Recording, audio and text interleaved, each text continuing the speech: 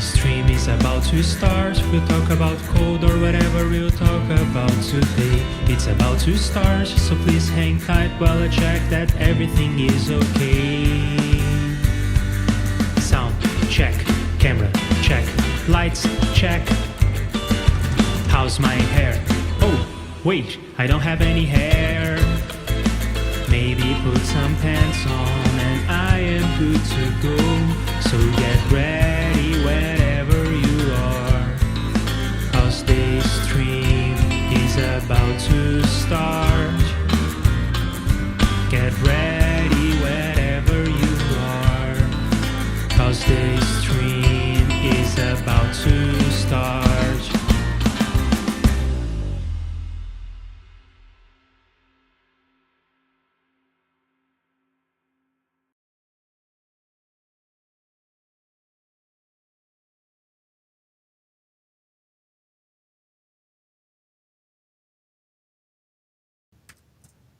Hey, how's it going, everybody? It's been a long time since we did one of these streams, but we're back doing one of these streams with Leandro. I pointed in the right direction. How's And it going, I waved Leandro? in the wrong direction. Hello, Arya.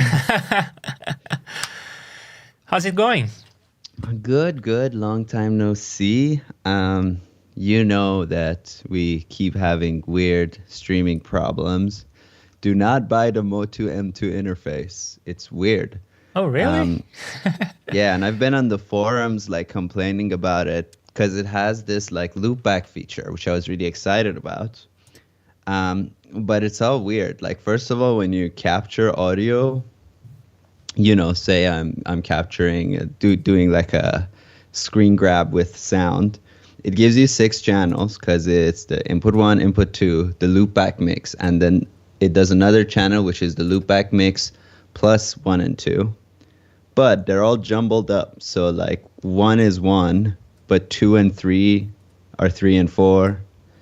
And then 4 and 6 are 5 and 6. And then 2 is 6. So it's like, what the hell? It's not an offset. It's really just random. It's totally jumbled up. And I went on their forums to ask about this, which first of all, you got to be a member on the forums for like 2 weeks before you can ask a question. And then I asked the question like 3 weeks ago. Nobody's responded to me. So I don't know what the hell's going on with all of that. Oh, well. Yeah. But at least you sound amazing. You have a new microphone there. I've had this for a while. This is my Foley mic. This is the Rode NTG3. It's really nice because it's very sensitive. So if you're, recording the sound of something hella quiet, it's still very good and sensitive about it. And I always thought in my old place in Montreal, it just sounded too roomy, but here it sounds pretty all right. So I'm using this for a while now. Also, my SM7B is on loan. Yeah, that's the story of that. All right. Oh, hello, Pierre Ciaccio? I'm going with that. Hi. Good to have you here. Come say hi. And today, what are we doing, you may be asking, after 4 minutes of streaming. So what are we doing, Leandro? I hear you got some new music. Well, I have a couple things going in different stages of completeness. So I guess we can decide what we would like to work on. I think it would be super fun to do something we never did, which is to try and write something together. We played around with goofy ideas like that, making a song out of one sample thing we did together, and the stream vanished. So people who were there know what we are talking about, but that is no longer something you can watch. Anyway, we played around with that, but I think it would be super fun to try and write something from scratch, the composition aspect of music production. But I also, if you prefer, I also have some songs that I have already written, haven't started recording, so we could talk about recording and arrangement of different instruments, different kinds of music that compared to what we did in the past. I also have some songs that are almost complete. I think they're only like missing perhaps some mixing tweaks and mastering. And I also have a song that is completely finished, but I guess it could stand some critique. And then we would probably have to revisit some of the earlier decisions, from tracking to arrangement to mixing to mastering. So I guess you can decide, what would you like to do from composition down to mastering, anything in between? So, I mean, I know what I want to do, but let's ask the 4 people who are currently watching, and whoever's going to join us, we'll give you a couple of minutes. So I'm going to put the choices in the chat.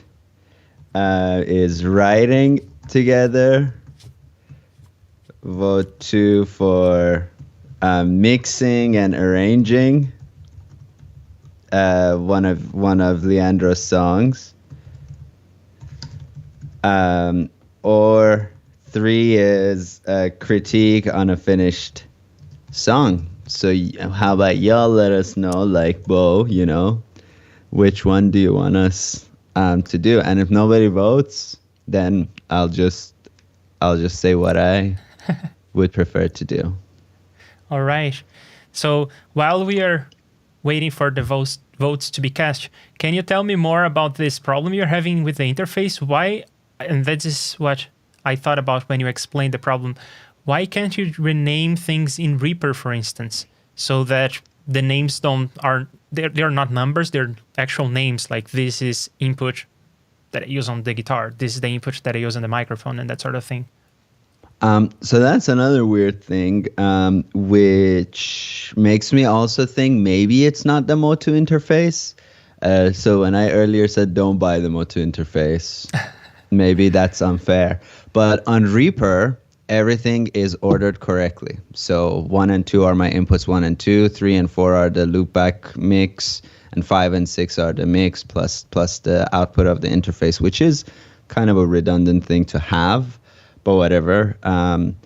But then when I capture it, which also, as you know, I can no longer use OBS. It just does not do anything on my system. So when I use, basically I've used like QuickTime. I downloaded this thing called Screenshot. You gave me this program called Cap. On all of those, the channel count is weird. And I mean, like, I still use it, right? But I have to like make buses, because if I want to use 3 and 4, it's on 2 and 3. It's just weird and odd and annoying, and I know that most of my audio issues have started since that happened. So I don't wanna blame Motu. I don't know, just demons, or I don't know what the hell's going on. Yeah, weird. Yeah. And unlike you, I don't think I'm using any of the fancy features on the audio interface. I, for the longest time, didn't even install the software that comes with the audio interface. In my case, it's the Audient ID14 Mark II, and it comes with a piece of software. I didn't install it for the longest time. Eventually I did, and I played around with the parameters, and I learned that the defaults are exactly what I want and what I need, and I still have the software installed, but I will never open it again. The only thing I need from the audio interface is the inputs and one stereo output. And that is it. Everything else I prefer to do internally using like Black Hole for internal routing between software, and the loopback I get from that as well. And then I have more control over things. And I guess the most important for me, everything is in Reaper. So if I want to like apply effects or whatever, I can do it easily. And I don't have that. But if I was to have like multiple outputs, maybe I have some output going to some analog gear and then coming back. Again, I would just take outputs 3 and 4 and do that. Yeah. Well, that's the thing. Like, if you have functional black holes, then you don't need any of that. My black hole stopped working. But it never occurred to me to do a test internally. And when I do an internal test, it works perfectly fine. So I have like my voice going through a bunch of effects, going out to a black hole. I recorded that black hole. The audio is perfectly fine. There's no clicks and pops. So when I send that to you, it gets jumbled up. So I don't know what the hell happened. And on some programs, it reminds me of the behavior in PC where Reaper can take exclusive control of your audio. So black hole is fine. Something post black hole pre getting to you, makes it all weird. Bo is saying right from scratch. Hello, Mage. You want to cast a vote, or Pierre, or all of you other upwards of 4 lurkers that we got on the chat?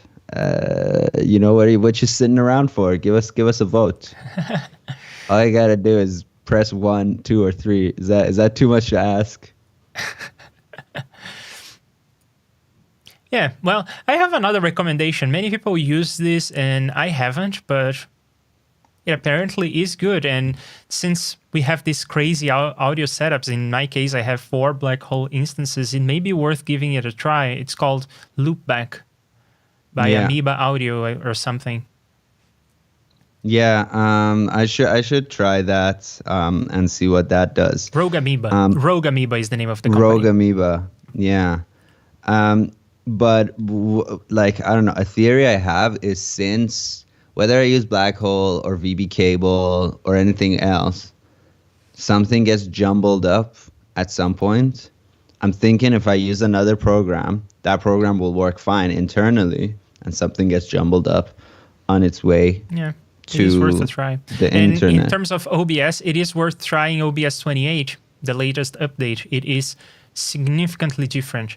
It's not just a number change. It is a very different piece of software, and it may work for you. I don't know. It may not, but it's worth a try if you have the the willpower to keep pushing on this. Yeah. Well, I gotta, cause I need this shit. I like streaming, and I can't fucking stream, and it's very annoying. All right, so a lot of votes are coming for number 1, and that was also gonna be my vote. So let's do that. That's challenging, cause I have never done that in the stream before. Right. Yeah, we'll see how it goes. So, in terms of coordination, I think that the best thing we should do is we can have a shared Reaper session somehow, maybe like something like Google Drive or something, but one of us opens that session at a time so that things don't crash. Or depending on the style of music that we are going for, we may not even need the DAW. If you're going to do something like singer-songwriter, as I tend to do, we don't need a DAW at all. But what are you in the mood for? Something electronic, something acoustic, singer-songwriter style, experimental? How are you feeling today? Well, if you give me the option to go experimental, I always go experimental. But what about you? What are you in the mood to? Well, I tend to do the singer-songwriter stuff. So let's do something experimental to get me out of my comfort zone. Okay, cool. Sounds good. And I guess that means we are probably going to go in the DAW. Or do you want to experiment with something not in the DAW? That would be difficult. I don't have like a modular synthesizer here or something. Right. A wall of synths or anything like that. Let's get in that DAW. All right. Do you want to drive first, or do you want me to drive first? I don't think I can drive, can I? Well, can you send audio from your computer? Oh, I would 100% say it will probably not work. Okay. I can give it a go. So in that case, perhaps I will drive. I'm okay with that. You drive. Yeah. Okay. So let's open Reaper, but let's be careful about that because we don't want to mess with this stream. Hey, here we have Reaper. And I will need to do some bookkeeping before we start. So I will need to add this so that I can hear what's going on. I need to add this so that Arya can hear what's going on. And I will need to add this so that people watching can hear what's going on. And I will, just for the sake of it, also save a project here that I will call experimental. All right, bookkeeping is done. So something experimental. What are we experimenting with? That's a good question. Let's see. Again, this is where people in the chat come in and say stuff. Bo is saying decide on a tempo, a key, and a length for the song. Let's make the song be 1 minute. After a minute, it's over. No matter what. I'm going to give us some counting, and that depends on the BPM, actually. So I will not put a marker yet. Right. Mage says, I love messing with VCV rack.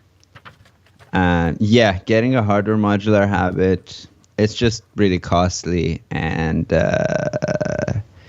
very costly, and you gotta be ready to drive down to like Florida to pick up a little module from this guy who may possibly be a mad scientist who's gonna turn you into the human centipede. That's my experience with modular synthesis. But VCV rack, yeah, good stuff.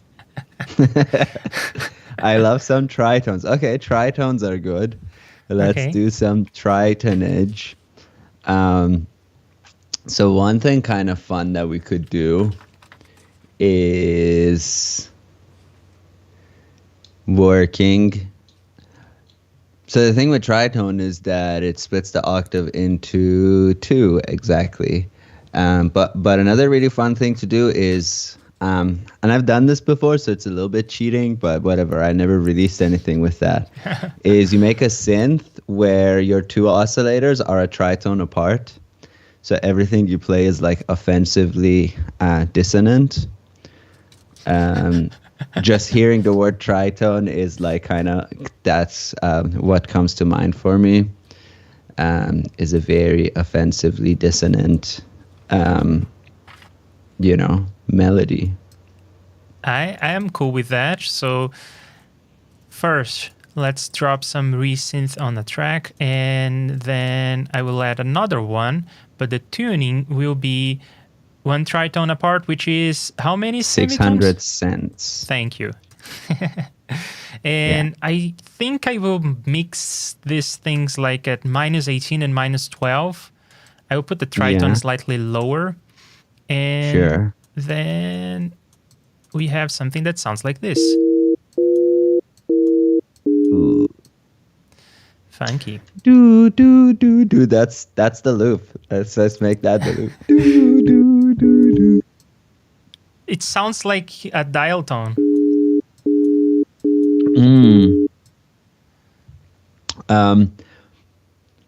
So Jerome, what do you love about tritones? Tell us why, and what tell us why. For? I think you played E, F, E, E flat or D sharp, whatever floats your boat. Now it's E, F, E, D sharp, E, F, E, D sharp. Okay, let me give myself a bit more space here on this MIDI item, and also because of the sine waves and everything, it sounds like some underground world music on Mario. Mm-hmm.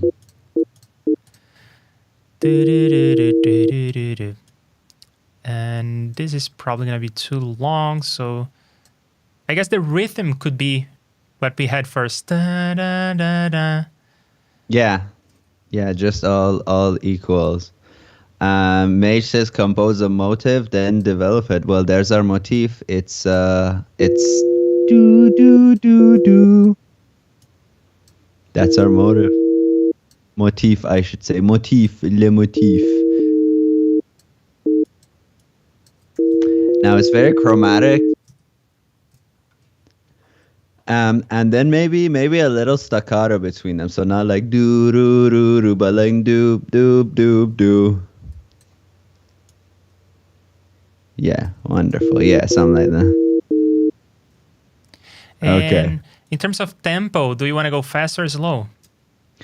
And let's see, we want it to be a minute. So 120 BPM will give us 30 measures. Is my math correct? It's probably incorrect.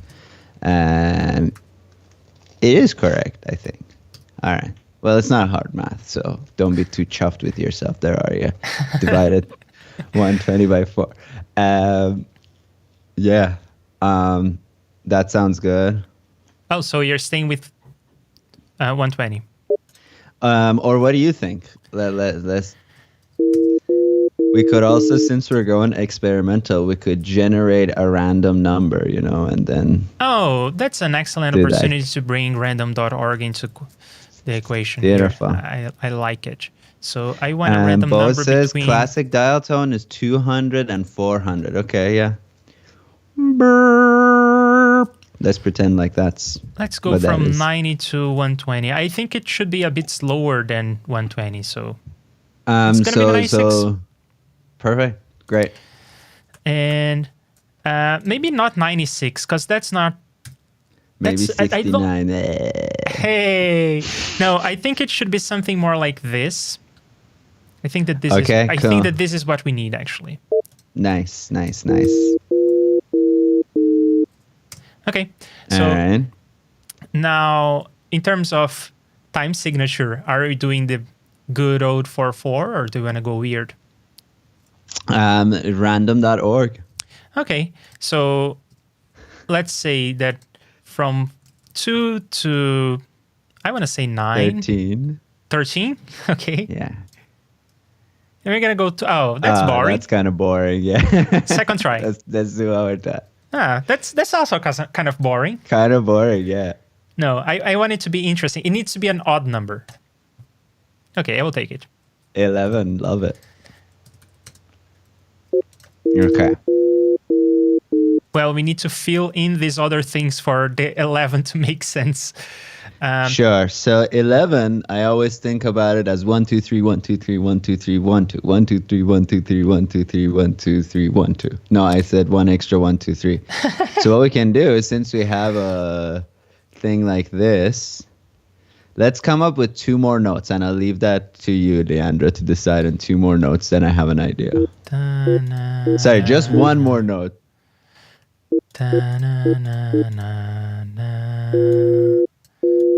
But make it a different note, yeah. I guess something like this. Okay. Yeah, I'll take it. And So I like how this now- has no scale whatsoever. No. Scale schmale. Hello, CBC voter. Happy Tuesday to you. Bo says, FYI, that's the Twilight Zone theme. Well, sounds like we're off to a good start. Oh, okay. I like your idea. So I was thinking, with those 5 notes, we have a group of 1 2, and we have a group of 1 2 3, and we just do it like we just figure out what the 1 2 3 is and kind of repeat it. But I like where you went with it too. So let's hear that.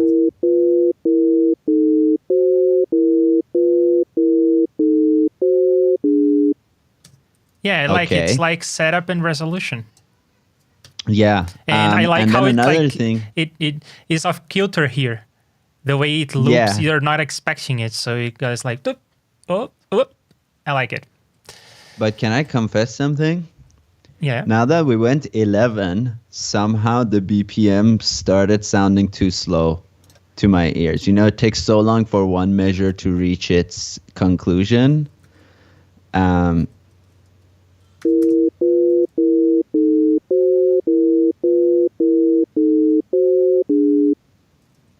Okay.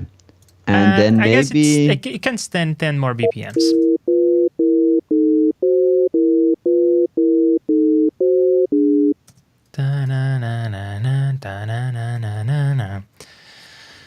Okay.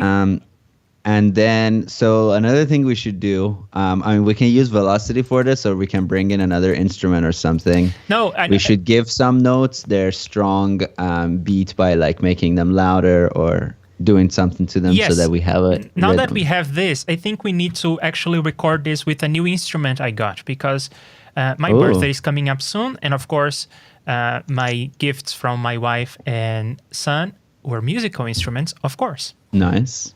So and I don't know how to play them, but one of them is a melodica. So I think I should record this theme with a melodica, both for the bass note as well as for the tritone. So I think I need to layer these sounds. Hey, donate to Leandro's PayPal for his birthday, everybody. Yeah. It's in the description. Yes, it is on the 20th, which is the day after tomorrow. All right, so I need to learn this, which is... No.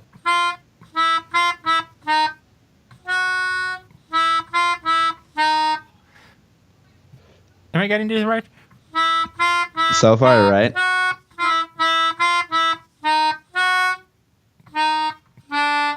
And it ends in the D. Okay, I think I got it.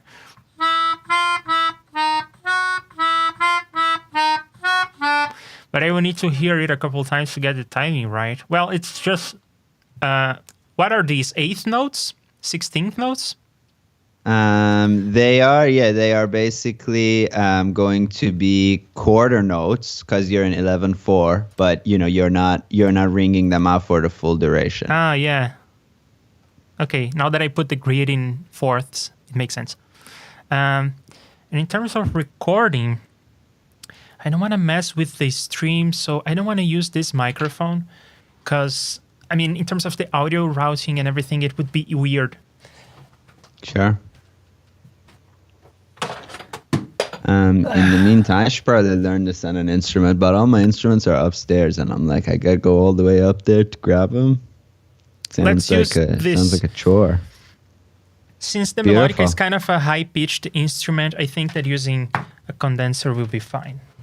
Is that AT2020? Yeah. Okay. You know what I like about the melodica is that it's easy to move around. So you should have a IRL kind of Doppler effect by moving the melodica relative to the mic as you play the notes. I can barely play the thing, but yes. I do need to change this input, and Mage says, I played melodica in the school band in 1970.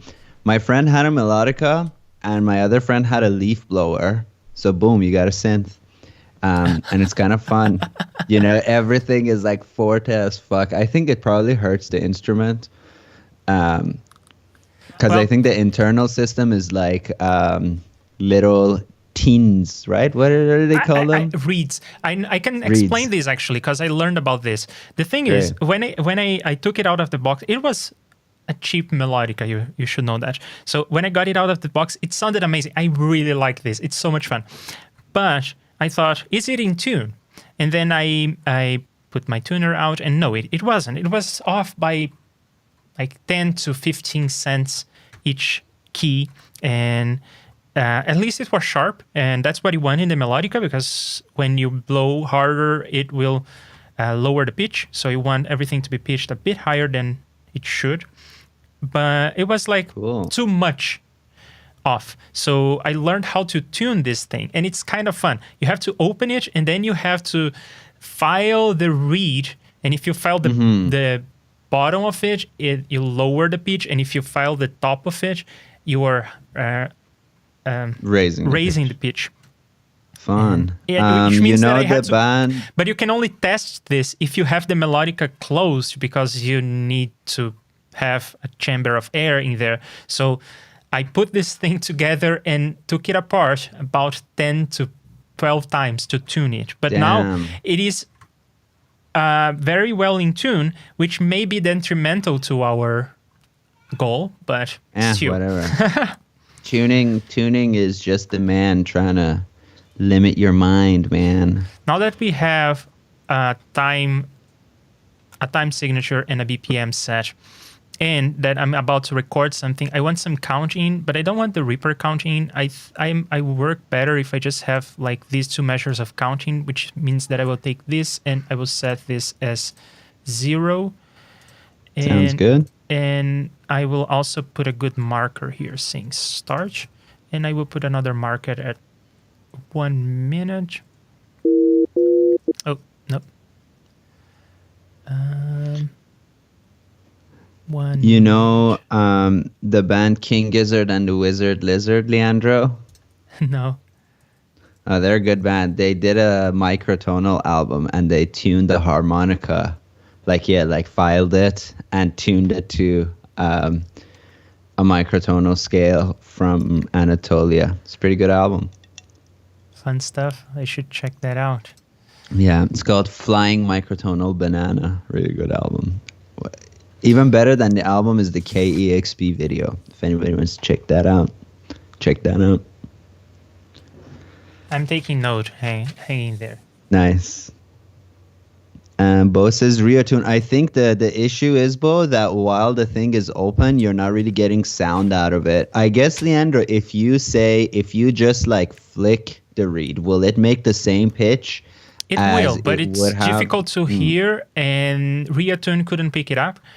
I also saw someone online who would just blow directly into the reed, and that also works. It makes a sound, but the sound of makes the tuner not work. Than the yeah. So I found that the best way was really to just play each note, take note of the deviation, open the thing, file the reeds, close the thing back up, and play it again. And in a couple iterations, you get it. Yeah. Because first you have to like get a feel for how much you need to file to go 5 or 10 or 15 cents. But once you get the feel for that, it's relatively straightforward. If I were to do it again, I would probably do it much faster. But it was a fun experience because I didn't even know it was a thing. I didn't know you could open this and tune Melodica. Anyway, I have something here, and I just need to hear the thing again, and I will record it. So, sure. I like my metronome to be obnoxiously loud.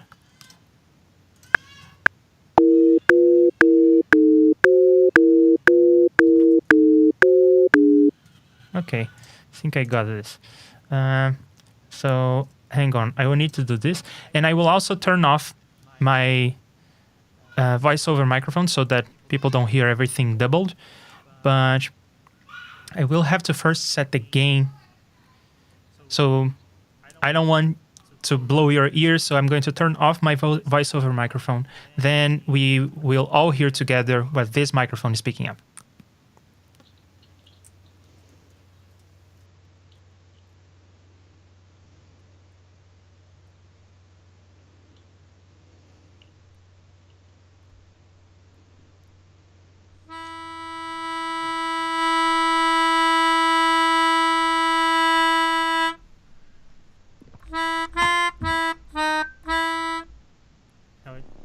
That's not it, is it?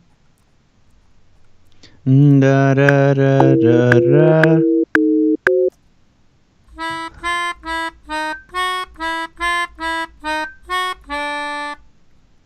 Did I get it right? Yeah. So, all together now.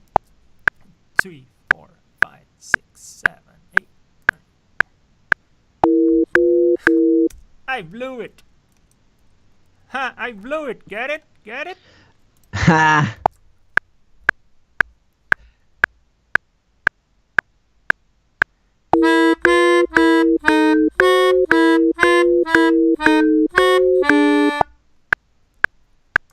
Great. It's something. Another thing you can do, Leandro, if you want to make life easier for yourself, is in the metronome, give it a A-B-B pattern. Go like A-B-B, A-B-B, A-B-B, A-B. And then you'll hear like the internal sway of 11. Yeah, that's a good point, but the metronome is going to go away real soon. So I will not bother with that. Metron. Okay. But yeah, I played all the right notes. Should I quantize this? I think I should. I will. I will quantize this real quick. But then I also need to learn how to play the tritone version of this. Mm-hmm. And I was not consistent with the... I was mostly okay with the onset of the note, but not so much with the release of the note or whatever. We can always. I really like the sound of when you speed up a media item, but using RIA, because RIA is for stretching, but it also, when you shrink stuff, it makes it kind of sound really interesting. Because RIA is great. I use RIA on everything now. Yeah, I like it a lot too. Yeah. And I'm also going to do some volume writing here so that the performance looks better than it actually is.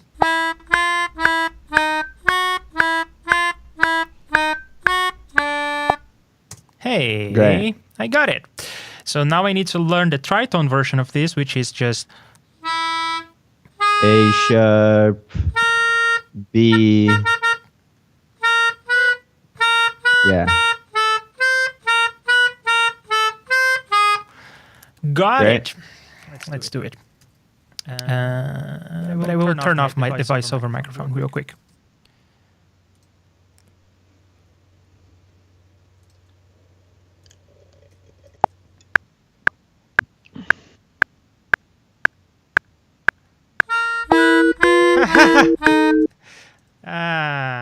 See what I did there?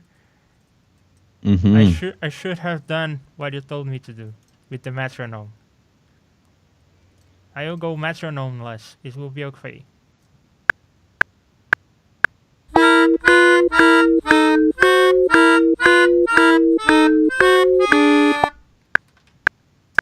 Nice.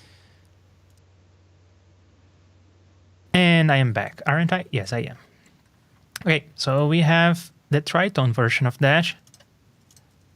And you said that you were not able to drive, but you said that you should learn this in some instrument. But is that going to be possible? How are you going to play something without...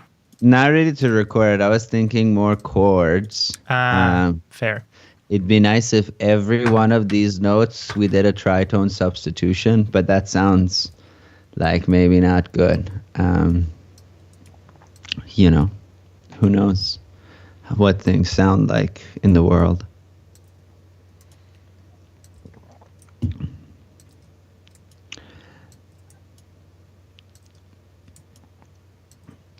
You know, can I suggest something? And I know it's kind of late to suggest it, but you see how like the Melodica has this attack, right? Yeah. So don't sync up the build up to the grid. Mm-hmm. Do it so that when the attack has fully, you know, when the note has reached its full volume, that's when it's, you know, on time. And I mean, you can just shift everything, yeah. And that way it'll feel like whamp, whamp, whamp, whamp, whamp, you know? Guess just shifting everything doesn't work because the attacks are not consistent. Right. I'm okay with the top one. I'm not okay with that one. The Rhea synth sound reminds me of, if anybody watches Rick and Morty, of the synth sound in human music. When Jerry's stuck in a simulation. It's not the first time you bring this up, and I forgot to check it again. I'm human trying to music is my favorite. My wife and I tried to watch the latest season of Rick and Morty. Yeah. So much time has passed, and the world got so complicated that we would either have to rewatch everything to catch up, or I guess we were just probably going to give up on the TV show, actually, which is a shame because it was fun. Let's hear what we have.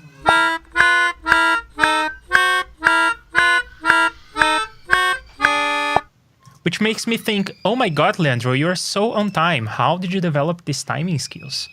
Straight up. I know, right? I know. Yeah. I'm so on time. It's amazing. So we have something. Now, where do we take this? So I was thinking, I don't know if you have Archie scripts, do you? That name isn't strange to me, but I don't think so. Oh, damn. Okay, he has some stuff that randomly stutters and mutes things, but we can do it the old-fashioned way too. We can, develop the motif by kind of randomizing the position of notes and things like that, or we can just go get on a rhythm, like bring in something that gives us a better pulse, Yeah, how about we do the fucking shaker that I never seem to play right? Oh, you want to play shaker in 11/4? Sure. By the way, do you have a high pass filter on my voice? Because I know this mic, when I breathe, it sounds weird.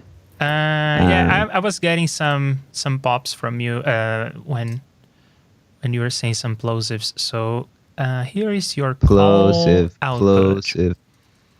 And yeah, I will give you a high passage. Plosive. 70 at 24 dB per octave. How about that? Plosive.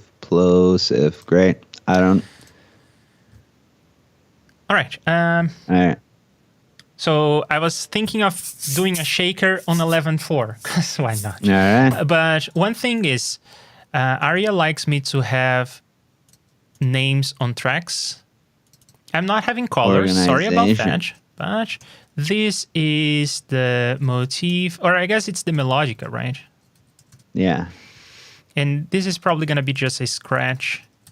We're probably not gonna use this. I kind of like the sound. I ain't gonna lie. Yeah.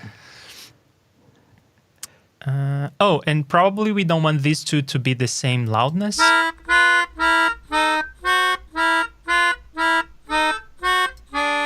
I will take it. Now Nice. for a shaker. I guess there's going to be a percussion track. A whole folder, actually. And this is going to be the shaker.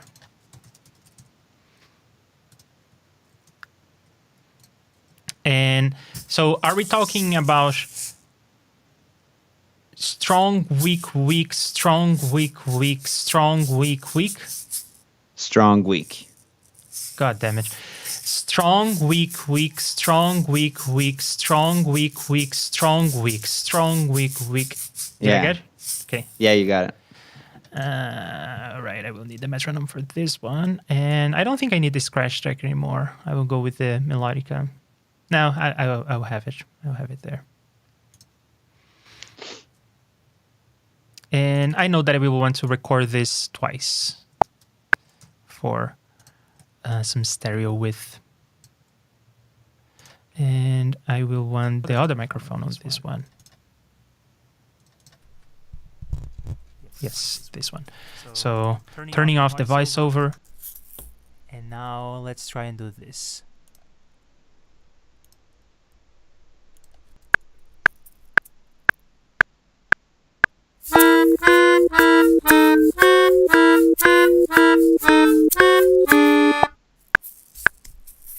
Nice. I like that you kind of did too strong, like you did strong at the end. That's kind of a nice touch.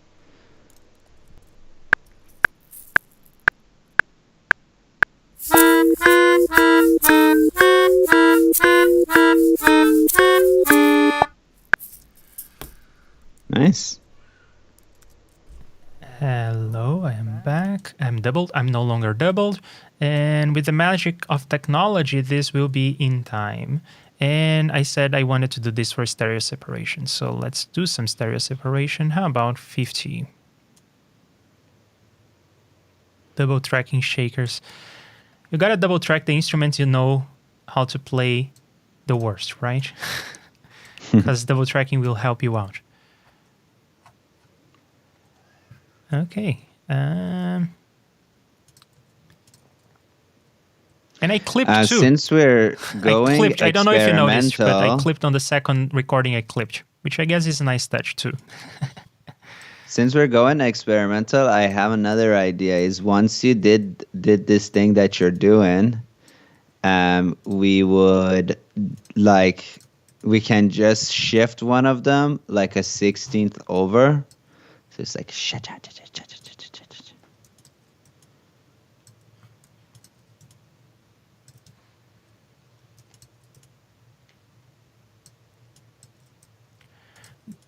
I find that doing this by hand is what gives me the best results. That's right. Yeah, nothing automated. Um, you know, automated stuff. It's like, well, yeah. You know, have you ever heard of? I don't know what point I'm trying to make. The things that are automated aren't good. You think when McDonald's gets robots to make those fries, they're gonna taste better? Think again.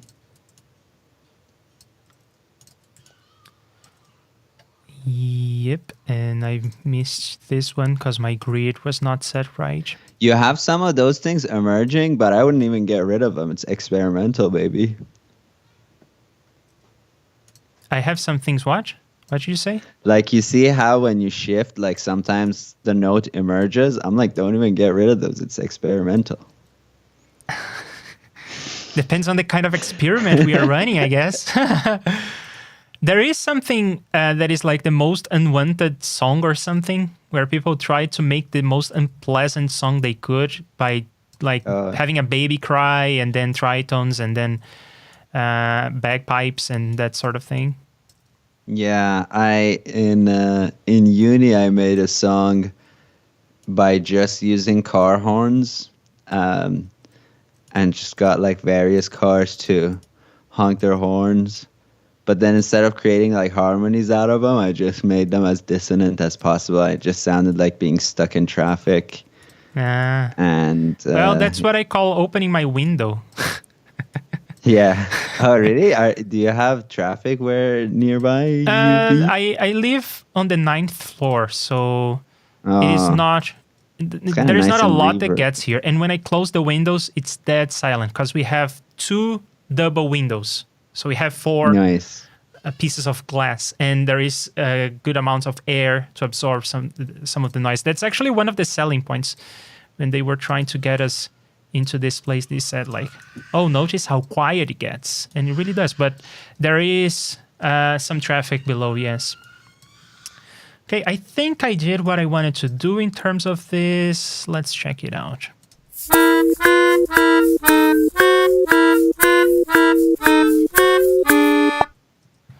Okay, and we probably could use some help here with the accents too, so I will do this by hand.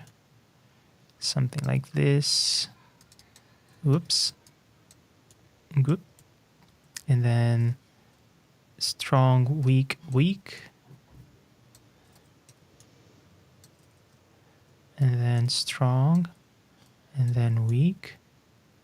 And then strong. And this needs to be even stronger. And that.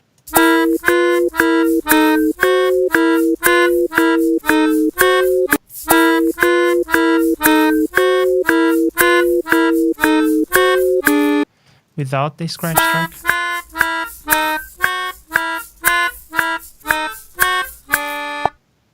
Okay, I will take it.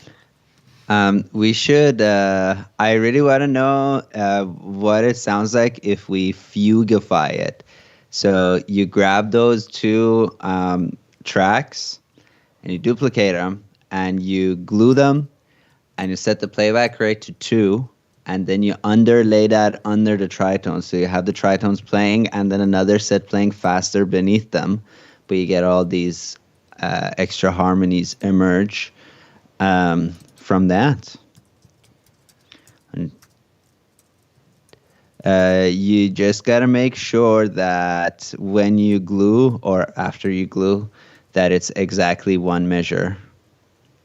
So you gotta just cut a little bit of that, and that's fine. It's experimental, baby. Oh, I don't have my snap enabled. Now I do. And one thing that I forgot to do when I do these kinds of comps is to cross. Now I crossed, and that means that I will have to repeat the exercise of gluing. crossfading. I forgot to crossfade stuff. Not that it matters a whole lot, but you know. No, it's experimental, so. And I wonder how I will be able to copy this. I'm not sure how to do it. I will do it like this. Mouse modifier, move items vertically. Yeah, there are too many mouse modifiers. Fugified. And these I will glue. And then I will snippity snip. Snip. If you really want to get fancy and keep the onset of the note, you can just split it like at a 16th kind of over and then shift the beginning so that you catch the build up. But, you know, it's experimental, baby.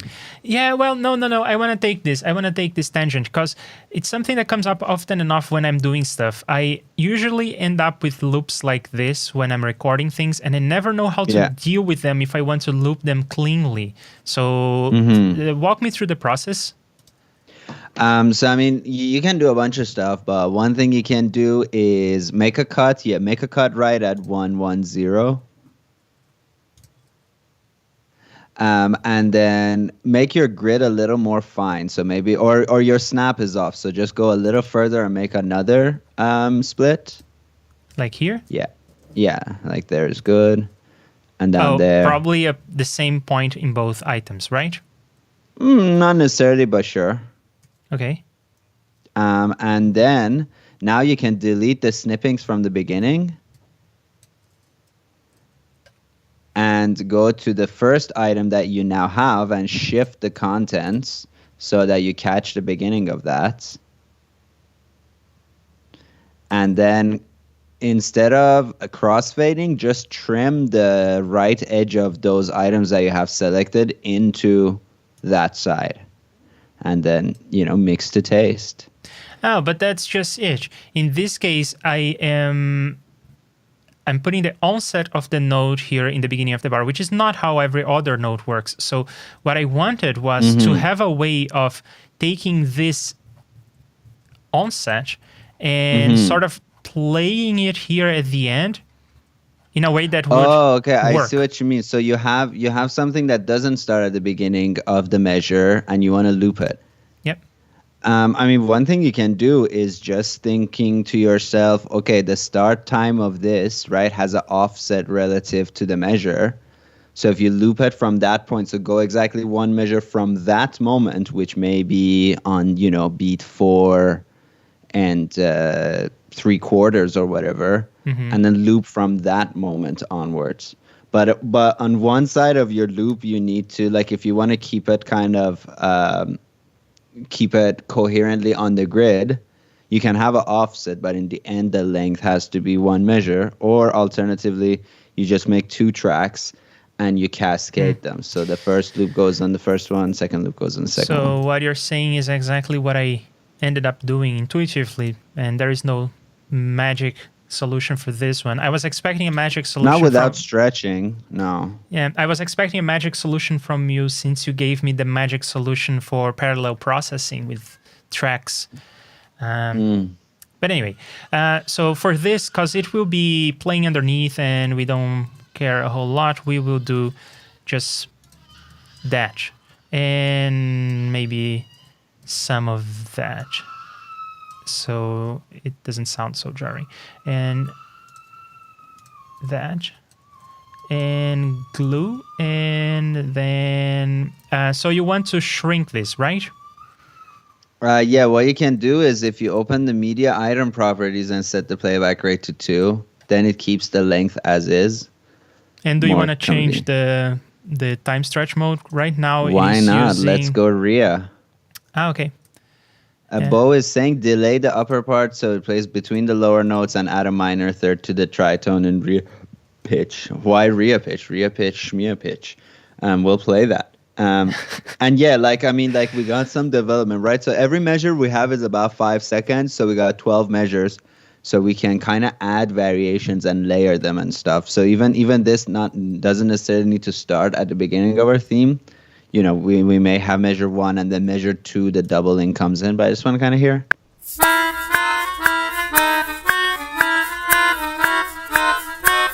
Actually, not a fan of Rhea in this instance. Sorry, Rhea. Let's go maybe Elastique. Well, why do we have to preserve pitch?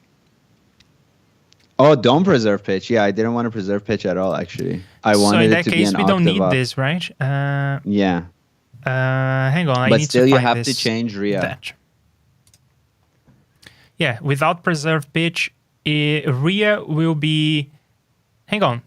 Does this take Rhea place? will still do something. Really? What? Why? Yeah. Check it out. Listen to it. Rhea, even at no pitch shift, does something. Or maybe it didn't do it. Ah, interesting.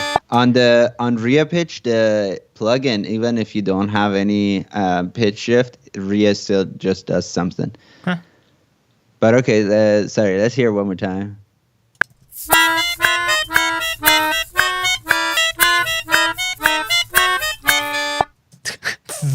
I like it. This loop is not so clean, is it?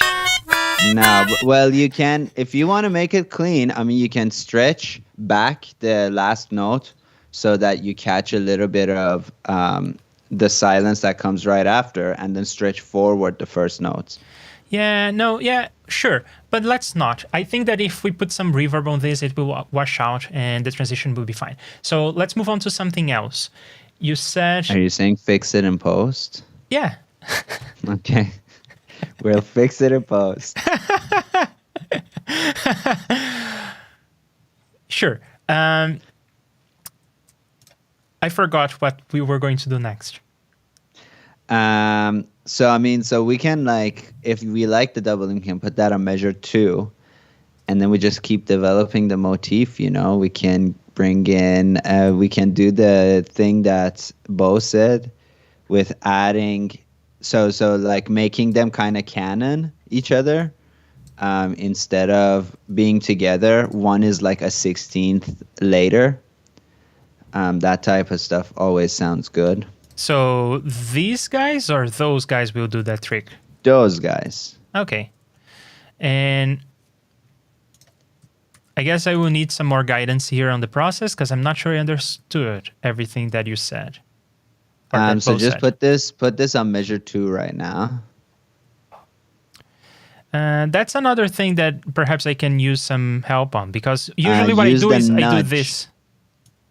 Oh, that works. Or you can use the nudge action, which in the nudge action, you can move things in relative terms. So you can go nudge, position in measures 1. Measures and beats? Yeah. Yep. Snap by 1. To bar, no, nudge no right. Snap to bar. Oops. And I Wait, guess but it did it wrong. Did it do it wrong, or had you moved it? I think it did it wrong. By 1 measure beat, position of first item, snap to bar, nudge position, nudge right. Yeah. It's doing it wrong. What the hell? Should I have snap to bar? Huh, there you have it. No, but that's incorrect also. Oh, that's incorrect. That's incorrect. Go back. Okay, did we find a bug that it only works in 4/4? Because if you were 4/4, it would work correctly. And now it's nudging it though to like 2/2, which is very weird. I love finding bugs.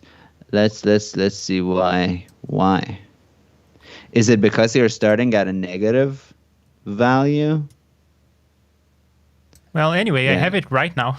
I did it. But now I want to know why the nudge doesn't work. Can you try the nudge one more time with the thing that's on measure 2 right now? Yeah, I want to have a separate item for experimentation here. So this is in start of measure 3, and if I nudge it right, it goes to the start of measure 4. But it's on the measure. I don't want it to be on the measure. I want it to have an offset from the measure. And I will also put it at a negative place. So, yeah, I know. But that's still. I know.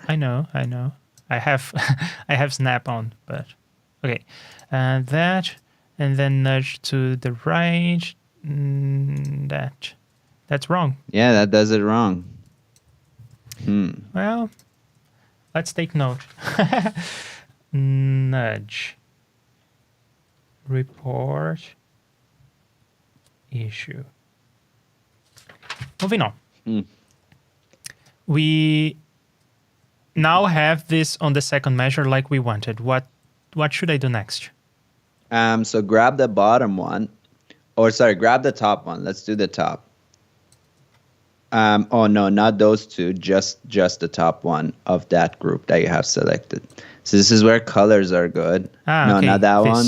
Yeah, that. Okay. And nudge it forward like 1/16th, and you can do it manually if you want. Did I get And 116? Or is that when? close enough for government work. Let's hear it without the bottom part. Yeah, baby. Oh yeah. That's what I'm talking about. So I guess we are just coming up with different ideas. And Amazingly. We can also retrograde the same motif as well. I'm just trying to push things so that they start making some sort of sense. But yeah, retrograding. Let's talk about that. Sure. So how do you even call this move that we made? Because if this is fugified, what is this?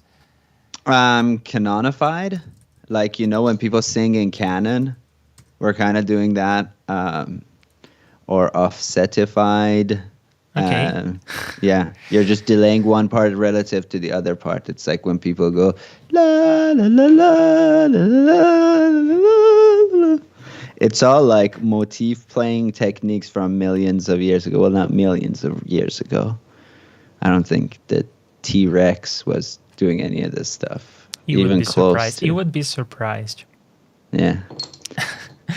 But at least 3 to 6 centuries old motif development techniques.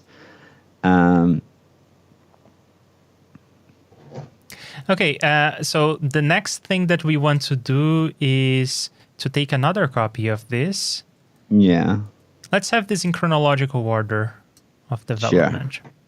So we have the Melodica fugified first, and then the canonified. And then you said retrograding? Yeah, sure. I don't think I ever heard this term before. So what's up with that? So retrograde is if you have a melody go, C, D, E, F.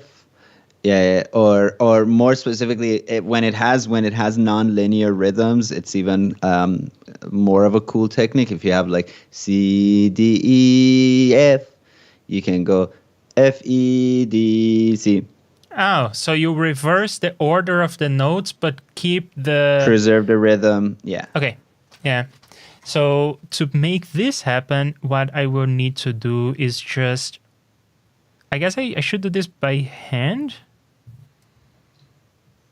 Or is there a smart way? There is an action called reverse order of selected items, but which does fuck up when there's crossfades, but... And also, it would mess up the positions. So perhaps to do that, I would need to set the snap offset of each item. I mean, you can trim all the items. You can snap items to the grid or trim them to grid. And then once the order has been reversed, you just expand them one more time.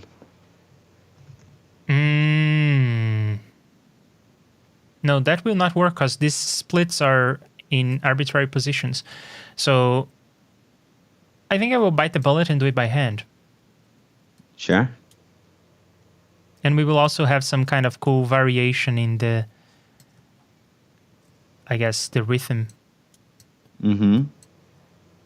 But we sort of have a problem here on this first one because I played the last note longer. I guess I will need to shorten this part. Or maybe I should just play it in reverse. Sure. No, I won't. I will not play it in reverse. I'll use software. And I will do this kind of thing here and that kind of thing there. No, that kind of thing there. Okay.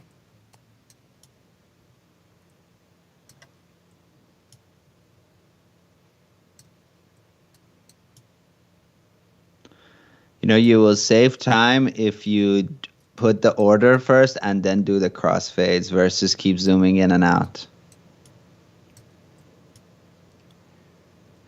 And 11 is actually a great time signature for retrograding because you have a center point that you twisted around that ankle, so your middle note will remain the same, which is kind of fun. Odd numbers will all have that feature. Hey, write your 12 tone music in. Well, this is not really 12-tone music, but got a lot of the tones. I think we have 10 of the 12 tones.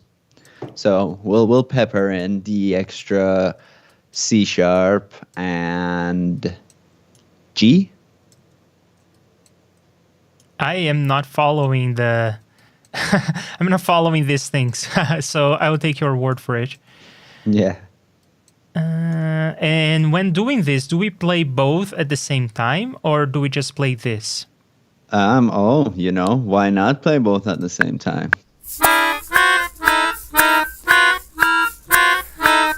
Maybe not at the same time. Maybe not at the same time. Also, I made the... I wrote the gain for the items, and now I need to do that again because their relative positions changed. The rhythm changed. was reversed, yeah. In fact, it'd be easier if you reset all of them. No, it's strong, weak, and I sort of... Oh, no. I was gonna say that I sort of found a good relationship between these two items, but that's not even true because they changed positions. So yeah, you are right. I will set their volume as soon as I find that volume to 0. Tritons are stacked minor thirds, which are diminished chords. Well, they're not really stacked minor thirds. They're just volume. It's like 2 minor thirds, but no minor third in between them, kind of deal. Just 6 semitones. Do you but know you're saying put a minor third in the middle of them. We could try that. Sorry, what were you saying? I have differences in take volume, and I would love to reset the active take volume to 0 dB. To 0 dBs. Yeah. And then when I run that, nothing happens. It is because you're using that item handle to do the thing. So you can go to F2, 0 that. Oh, that is already at 0. You know what I mean? Because you're using this item handle oddity. That's on top of everything else. So you're saying that this thing is item volume, but it's not item volume. Exactly. I gotta love that. That's why I don't use it. And the same thing will happen if you have, in your preferences, if you have like a knob that you do the volume with, you can add to that volume knob, and then you can additionally add stuff within the F2 situation. So yeah, but when you have this situation, you can definitely have a mouse modifier that resets that to 0 as well. You got to use mouse modifiers. You want to use the mouse, you got to modify your mouse. That's what I got lost say. Here. Strong, weak, weak, strong, weak, weak, strong, weak. Weak. Strong. Weak. I think I got it. And this is what it sounds like.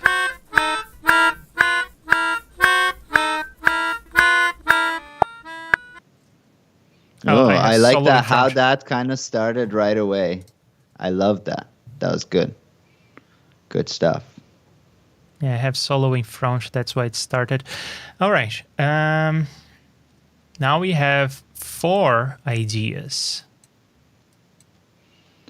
Yeah. And we know that we don't want to play these 2 at the same time. So yeah, probably not.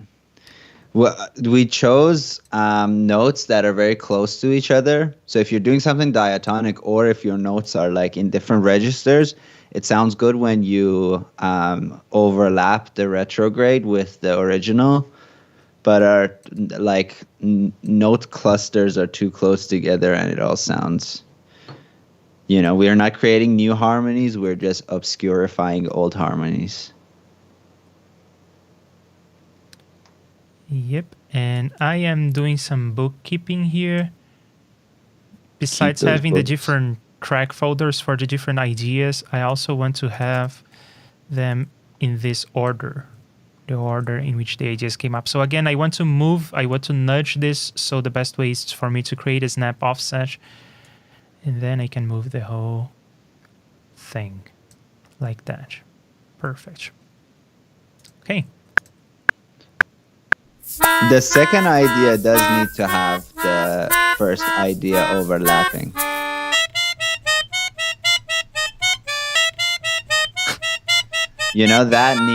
That needs the other thing to be with it. Yes. And in terms of arrangement, I think that the shaker can be playing throughout. So I guess I will have to do that thing that we talked about, where I stagger. So 1, 2, 3, 4, 2, 3, 4. And for all of it, can I set the snap offset for all of them at once? Probably not. Yeah. Oh, I can? No, but just for every other one. Where's the snap offset on this one? If you group them, you can do it. Or if you use dynamic split, you can do it. I like how it put the snap offset of... Oh, it put the snap offset of some of them because some of them had the same start. That's what happened. So if I do Command Z a bunch of times and I do a good old split right on the measure... Whoops.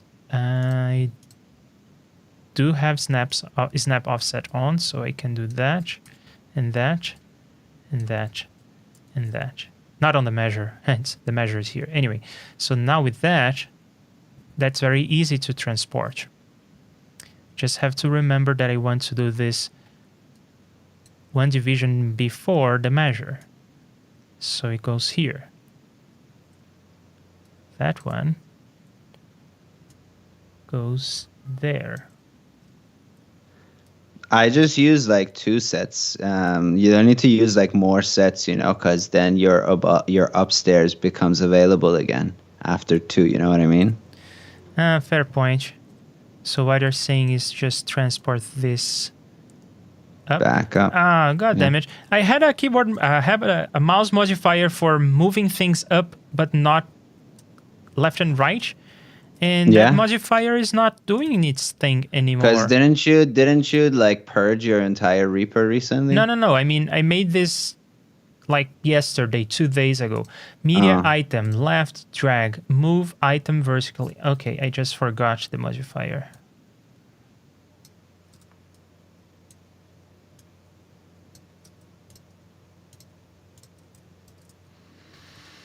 Okay. And this should be part of... Oh, don't you just love how grouping works? Oh, but it actually did the right thing this time. Okay. And I also need to pan this. And because I copy and pasted, they are panned correctly. Lovely, lovely, lovely. Now let's do this. And that. And the other one. And this time I will not have the luxury of snipping the beginnings, so I'll have Hey, Tormi, how you doing? Yeah, glue the shaker tail and loop it. Yeah, that's what I always do. Like, as long as there's one measure, it can have the start. The start time doesn't need to be on the measure. It can be anywhere. And then you just loop it the old-fashioned way. Oh, yeah, I guess in this case it would work, but I had some noise going on before. Well, in your case, it won't work because the end of your the last item you have is not exactly, if you glue this, it'll be longer than one measure. Yeah. There. All right, and I do this and that. But whatever, it's experimental, baby.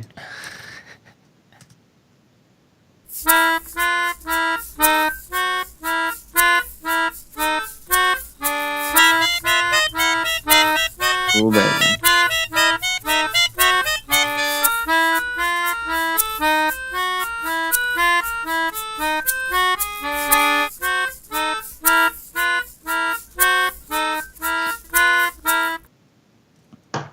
I think here's my suggestion is that once we introduce that doubling, when we lose it, we lose something.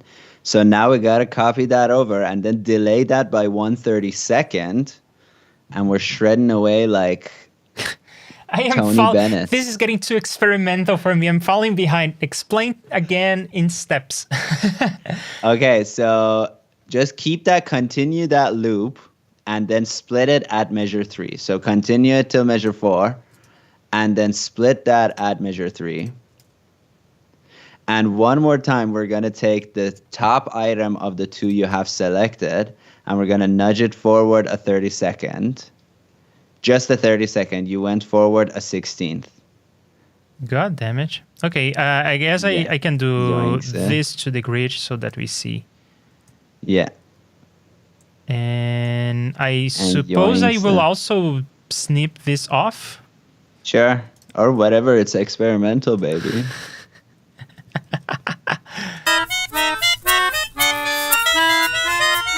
Oh! Shit. Oh. I like how I like this transition because everything is building up and then it like it's the drop. Oh, okay. This is where like the kick is gonna go here. We need a build up. Hang on.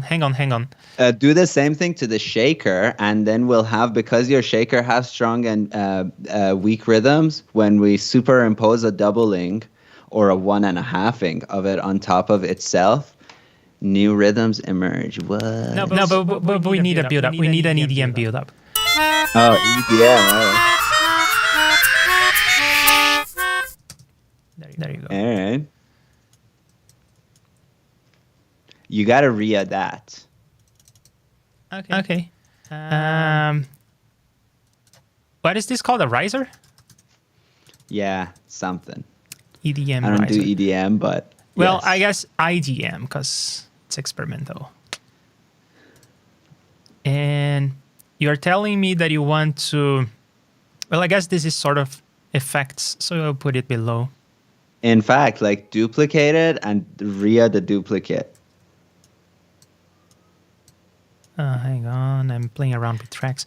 Effects. I feel like we were ahead of you on that one, Bo. Effects. Okay, so say that again. So duplicate this effect track. RIA the duplicate and keep the original. And do you want me to stretch that, it? Baby? Yeah, so that you have a long, and then bring them yet together. And you'll have some pre-ringing too, but it's experimental, baby. And I will want this to start around here with probably some... Well, I don't need a fading. The thing I sung is already kind of fading, so...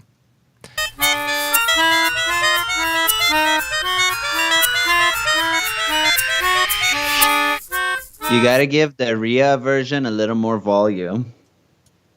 Hey, in fact... we can also make another copy of your thing and play it at a rate of 1.66. So our riser has a tritone in it. It's experimental, baby. But RIA is preserving pitch right now. Oh, I'm talking about another duplicate. Ah, okay. Hang on. I want to do something to the volume of this. You said that you wanted... it to be louder, but I want it to be more like consistent with respect to that one. So I'll do this kind of fade and then that. Yeah, sounds good. Or perhaps fade it like this. So it's always there. And for these risers to really work, they're not doing it for me yet. And little tremolo with and automating the rate of the tremolo. So it's like whap, whap, whap, whap, whap, whap, whap, whap, whap, whap, whap, whap, whap, whap, whap, whap, whap. Something like that. Something like that. The tremolo is not so easy to control, I don't find, because I can only have frequency and I cannot have tempo. Oh, because you're using JS tremolo. Yeah, but... Do you have the Melda production suite Yeah. tremolo? Yeah, you got it. Yeah, Yeah. M tremolo. Do you want to do that? Easy. Yeah, it's lovely. Okay, so for Yoinks the it shape, up. probably square, and Yeah, for the depth, and you 100%. enable the sync And I will find the sync real soon. right there. And there are straights and triplets and Ooh, dotted and I guess the couplets. question is it automatable? Well, we want to automate this. So I will You know, I touch wouldn't that. even make it a sync, you feel me? I'd make it a non-sync. It's experimental, baby. I don't think I can automate the length. I can automate the type. Which is very, weird. very shit. That's whack, yo. Oh no, now I can. Length okay. synchronization, showing track envelope. It'll probably be automatically stepwise too, which is fun. So I will do something. Let's change the grid real quick. And now we are getting 11 divisions, I suppose. So I will do some kind of tremolo for the first 3, then for the other 3, and then for the other 3, and then Yeah. that. Yeah. So here, and I guess we want it to probably be faster because it's building up. So we will do this, and then 1/4, 1/8, 1/16, 1/8. Sure.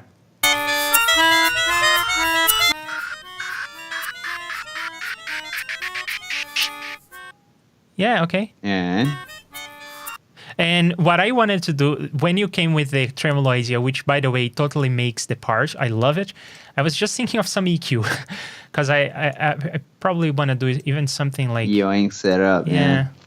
I want it to be more exciting. So I guess I will do this so that we highlight the high end.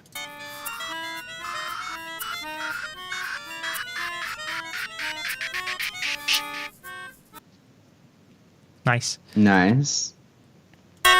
In context, I think that everything is getting a bit too loud. Yeah, we are clipping like crazy this track. So I guess what I usually do at this point is I fold everything here in the mixer. Click. And I don't think, I think like the effect is not at a bad level, actually. It's mostly the melodica. And the percussion has just really peaky bits. It's actually not super loud, but it's peaky. I was just giving Peaky ourselves blinder. a bit more headroom. But now we can do some quick mixing of this whole thing. And I guess I need a folder for the whole melodica situation. So I will rename this to a Motif. And I will do this and that and that. And I will be a good boy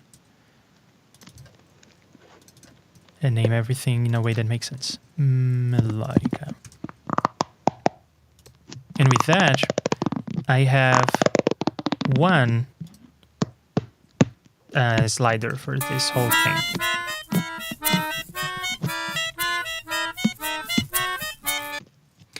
And for the shaker, I think that what we need is just a compressor to bring down those transients. Sure. And I got a sample for you.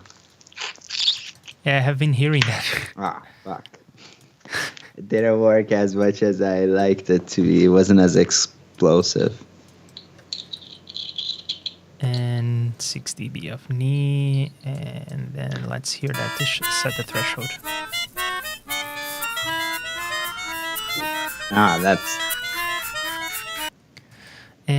That's my shit right there. What, the compressor? No, the 32-second thing.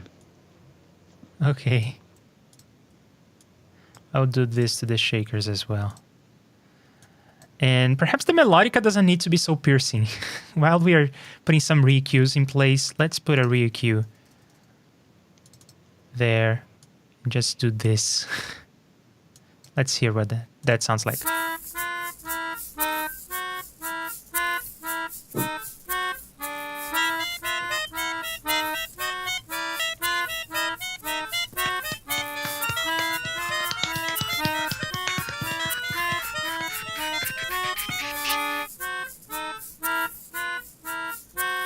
Love it. The effects need to be louder.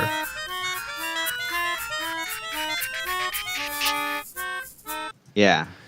And there was some idea going on about the effects having a tritone off or something.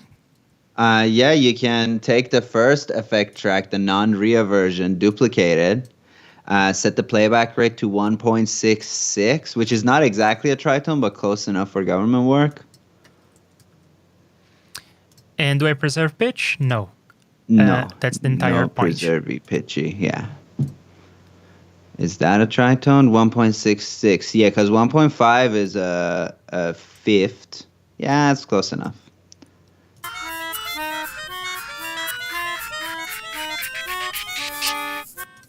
To be honest, I don't hear it.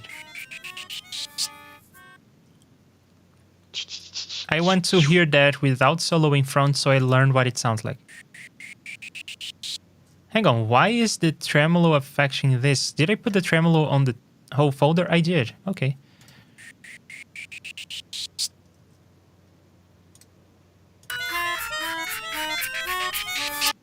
Can barely hear this guy.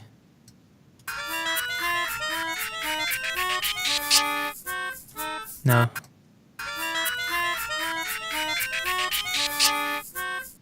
Yeah, okay.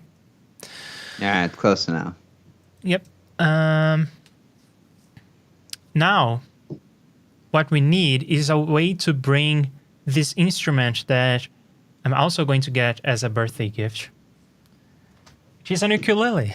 We need to bring in an ukulele. Okay. That's the next thing. So are you familiar with... well, let's not do that. Let's do something else. So our first tritone, right, is D and A sharp, which is the tritones found in B major. So you want to play a B major, so that's our first kind of key. Now we can change key on every quarter note, but that's boring. Let's just write something in B major, and whatever tritones do is the tritones business. Right. So you're just saying take B major and write a chord progression on it. Basically. Okay. I mean, spice it up a little. I will start by being a good person. A 1.5 play rate bow is a fifth because, well, think about it, right? It's a 3:2 integer ratio between the pitches of two items. If one of them is playing at 1 and one of them is playing at 1.5.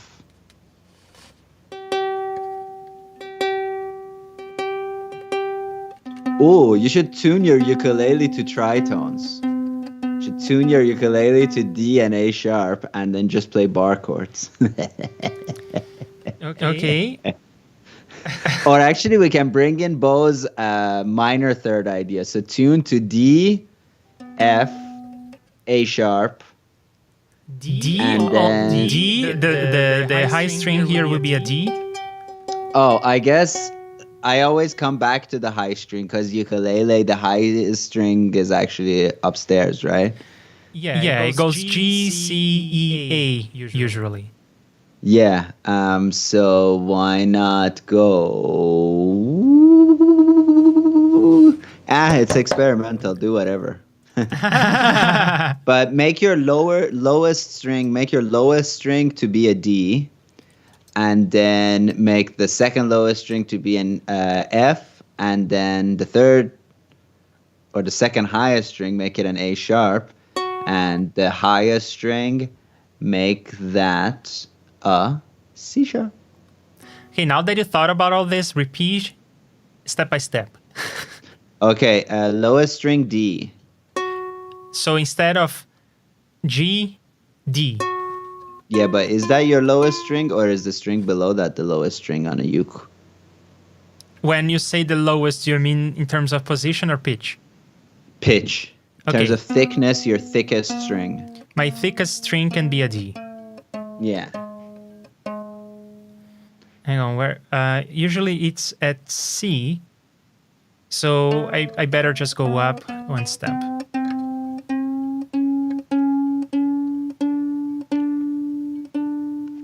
Then next. Then make it F.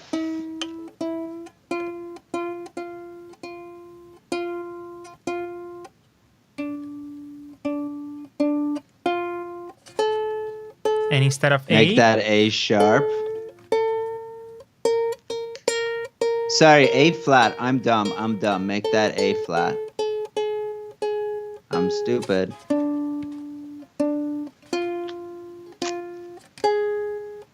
Yeah, that's and then the instead of G, dirty stuff. And then instead of G, we go a third from A flat, which is a good old B.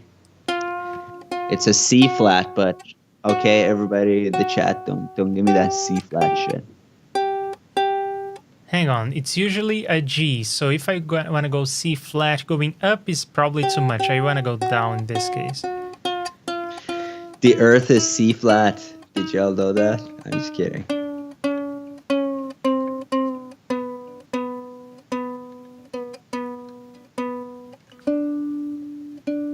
Ooh, spicy. Is everybody enjoying the spice? We took a nice positive instrument and we...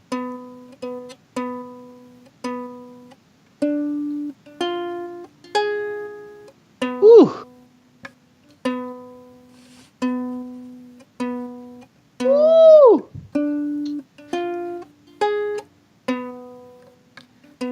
This B doesn't want to be a B. Now it wants to be. To be or not to be. Could you be more B? I mean, if you're within 10 cents, you're home. Yeah, you're like 2 cents off, you know. Okay, what's the part? The part, just play bar chords. Just go nuts. Don't even think about it. Woo! Oh!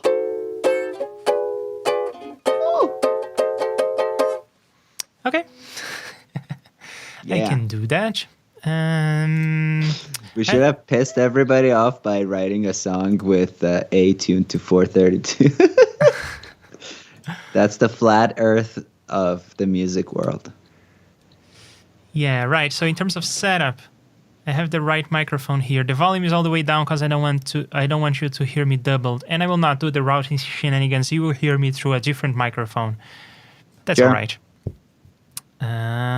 You will hear exactly what the right microphone picked up on the playback. And this is the best I can do in terms of positioning. And I think I'm ready to record some chords. And I will record these chords on top of the first idea. But I will do 2 bars. Oh, I need a metronome to know when to come in.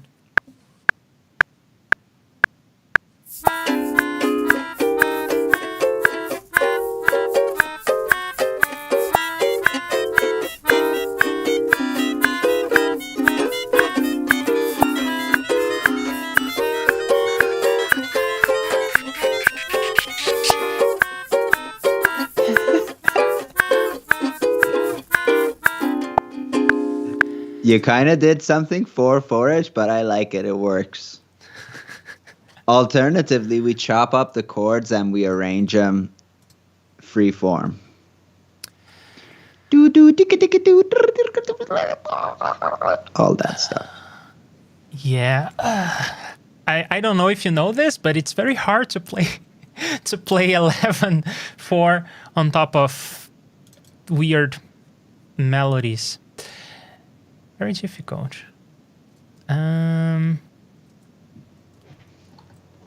So, do I want to try and do something with this, or do we want to just chop this and make something crazy out of it? Let's just listen to it.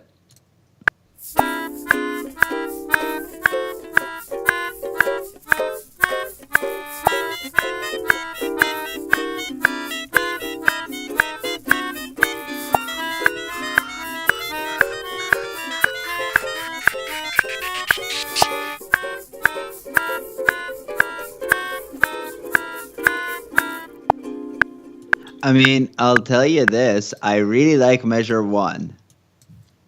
I'm not saying we should loop it, but like measure 1 is a good idea. Right there. Do do do do do do. Something like that, and then beep beep beep. And how do you like the idea of just washing it on reverb? 100%. And how are you feeling today? Do you want to go echoes or reverbs? Probably reverbs, because echoes are going to clash. But are you feeling... Clashes are good. It's experimental, baby. But yeah, no, do reverbs. So do you want to go medium or large today?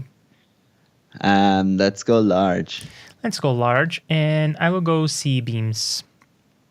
Okay.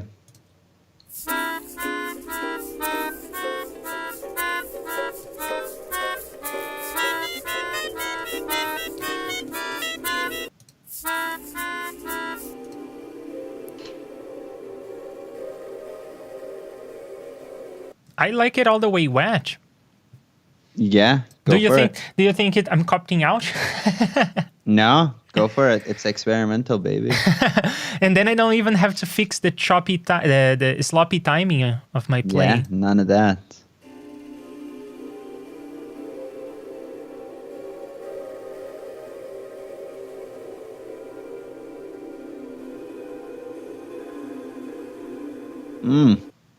Tasty. But you know what we are missing in terms ukulele-wise? We're missing something ukulele-wise. I need to put this back in recording. I need to go somewhere where nothing is going to play back. And I need to do this.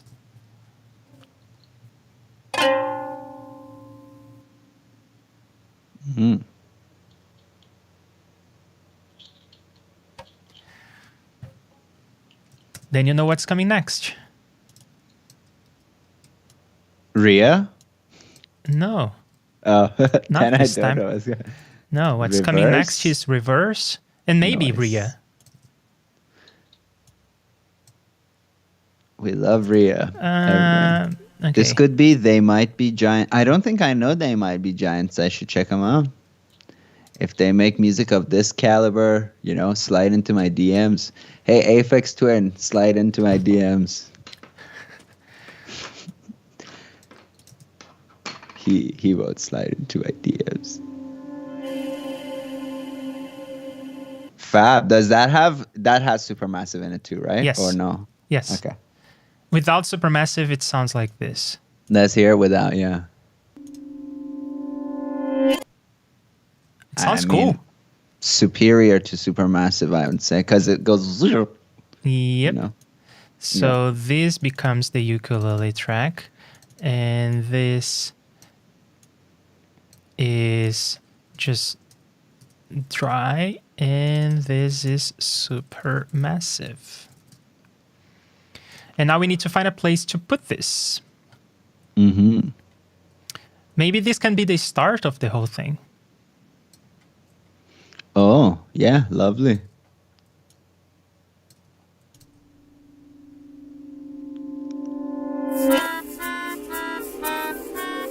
Now this supermassive doesn't want to go there. We'll keep it for later.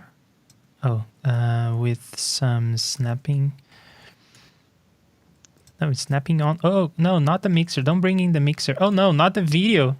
Not the video. Oh, god damn it. Reaper and its hotkeys. Want to turn on snapping. Okay. The idea is preserved for later.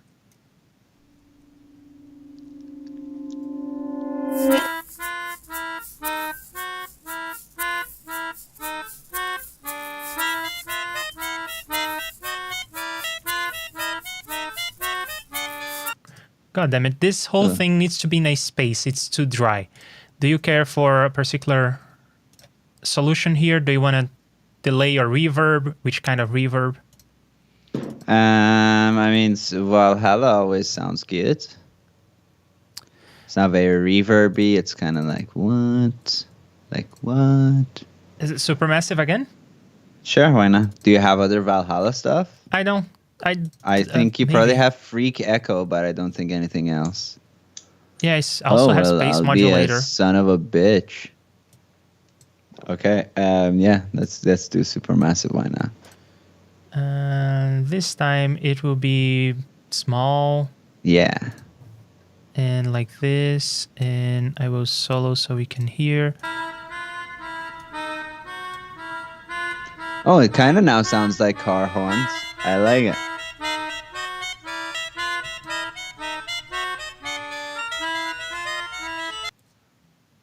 Oh, that's the peak for me, you know. You gotta love that Reaper crashed. Oh, sad. But that's all right. I don't think we lost a lot. I have been saving. Recent projects, experimental. Do you not have autosave? Whatever. Okay, yeah, the uke is there, so basically we lost nothing. But we were working on making the Melodica a bit wetter, and yeah, we lost a bit more wet, and we lost the reverb there, but... We should, since we're doing experimental, we should use Psyche's something-osaurus. You know what I'm talking about? That thing which is like... What? Reflectosaurus? Reflectosaurus. We should use Reflectosaurus for top experimental points.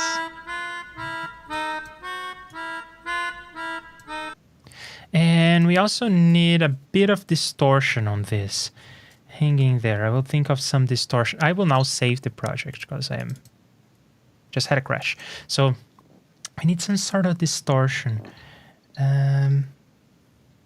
How about we put this through a guitar amplifier? Yeah. So I will go with Amplitube, which is not M1. It's not native in M1 processors. It's bridged. So when I click on it, I get the beach ball for some solid 10 seconds. For a while. Yeah. And then don't do that. And I want a big muff. Let's do it. And I will probably not want this thing all the way wet, but let's hear what it sounds like.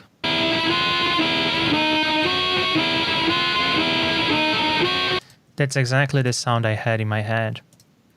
But I don't want it... Less sustain, I would say, but otherwise, yeah, I'm with you.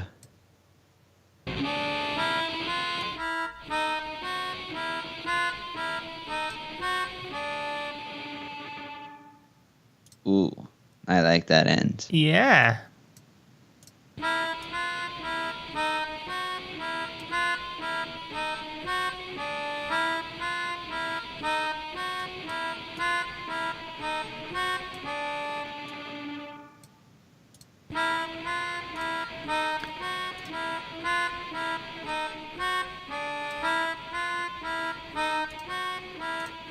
Yeah, that. At 8%, that does it for me. Cool. It's funny that I brought probably the biggest plugin in terms of like processing, and the bridge thing is the first plugin that is bridged, so it would make the whole project take a lot longer to load and everything, and probably Reaper will crash even more often. I did all of that for something that is, I wanted just a tickle. Yeah. And one thing we forgot to do was to pan these tritones. I think we need to pan these tritones ever so slightly. And that. I don't have to be scientific about it, but... I'm going to do ASMR while you do this stuff.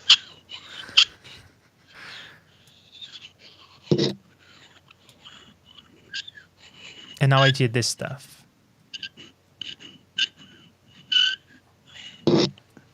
Ooh, that sounds good. Nah.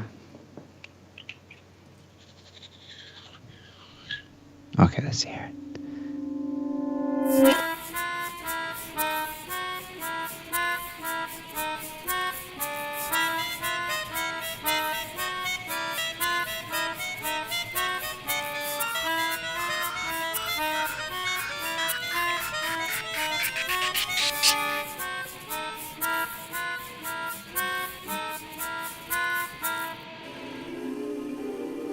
Oh, I like that. How that be? I like it. I like it. I like it. I like it. You know, we changed the motif. It's still part of the development of the motif, because if we didn't have the motif, we would never have that. And now we got that, and we can start doing stuff to that. Right.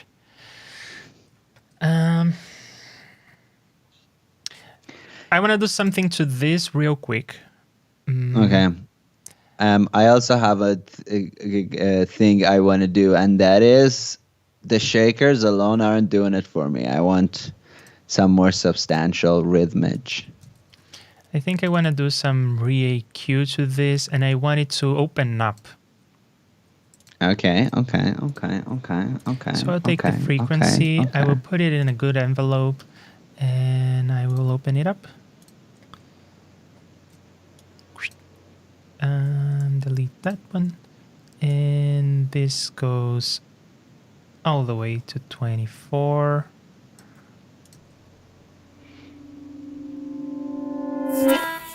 Doesn't do much, but anyway, I'll leave it there. Because you reverse something and like the high frequencies kind of decay in the same ramp. So when they're reversed, like your high frequencies build up in the same way. But it's experimental, baby, so it's totally Maybe I should legit. open this faster, and then maybe we will you can hear make the it filter. an S curve too. Oh, okay. Oh, but the bottom shouldn't be 20 hertz in that case. You should make the bottom like so it has some sound at the beginning. Do you know what I mean? Or that. Yeah, I want to hear the filter. Now I hear the filter. What? Yeah. I would push back the first line though, just the first line, not necessarily the second line. Like this? Yeah. Yeah, the effect becomes more subtle in that point. At that point, it's not like. Oh, you want the. Yeah. Yep. Yeah. All right. Yeah. That's what I'm talking about. So you want to play around with the shakers, or do you want to do other kinds of percussion?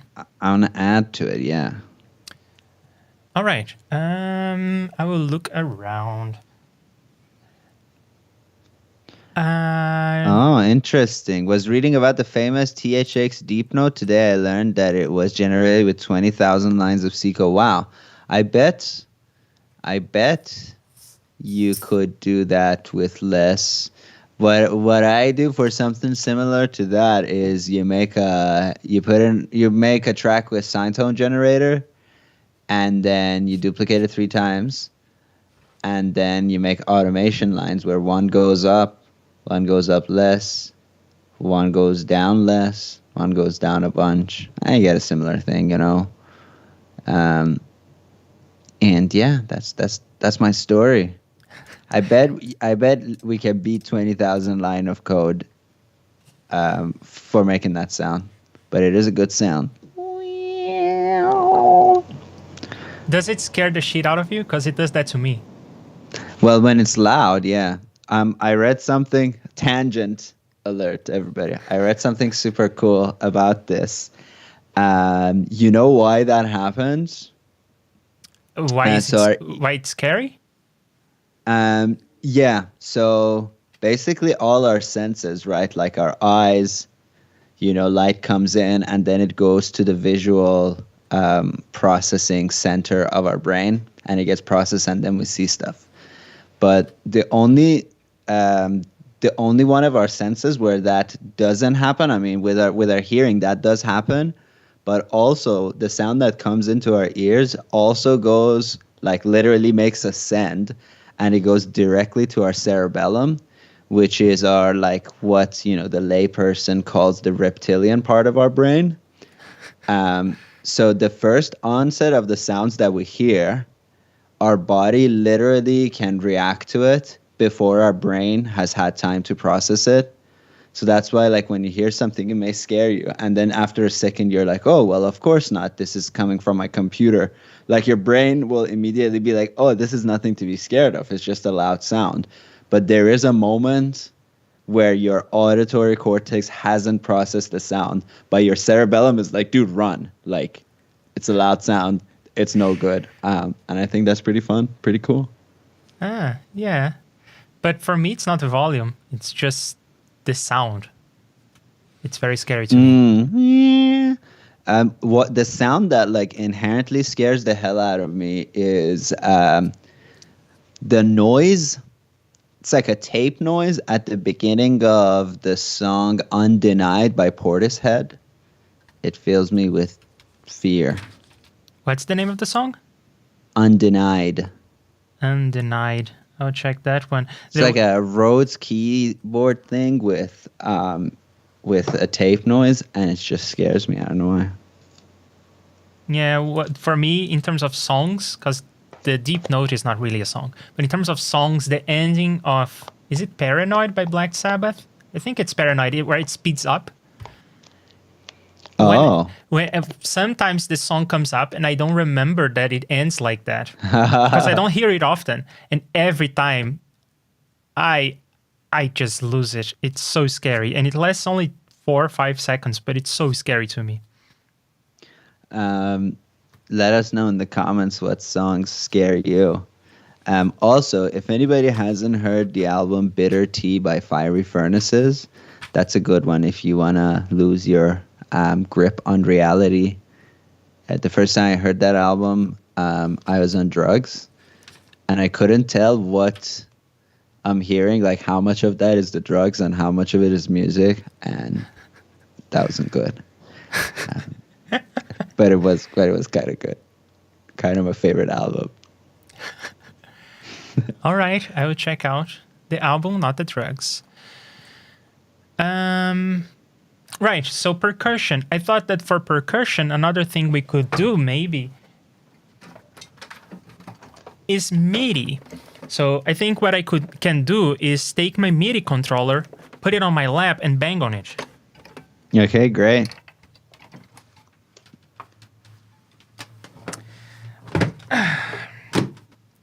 Because I think it's important that we include Midi in the experimentation. That's right. And then, what's the part? What do I play?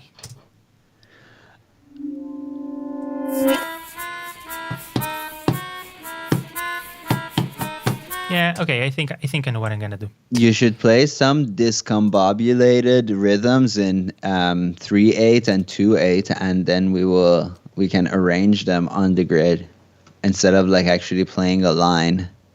You just play some phrases, phrasal anesthesiology, I believe it's called. No, it's not called that, but phrase building arsenal of stuff. Speaking of that, sorry, again, tangent. I'm going on a lot of tangents, but Leandro, do you think something like this will be possible where, so in Reaper we have like copy and paste, right? I copy an item, I can paste it as many times as I want. Is there a way to have like a second copy. You know what I mean? So I can copy two items, and let's say if I hit Command and V, the first item will be pasted. But if I hit Command and Control and V, the other item that I copied will be pasted. Okay, so essentially a lightweight clipboard manager. Basically, there are yeah. these kinds of clipboard managers that do that for the operating system, so they are able to Right. manage the text that you copy and paste around. Is Yeah, that like you want to possible put in a Reaper? link and you want to like also to copy like a quote or something. Yeah. It sounds like it is possible. I don't remember seeing that anywhere in Reaper, but it sounds like it should be possible because you would run a special action to copy. Yeah. And that special action, so you would like rebind Command C. And that special action would perhaps, and I'm not sure if this is possible. No, it should be possible. Yeah, it should be possible. So that action would just take the chunk of whatever you copied.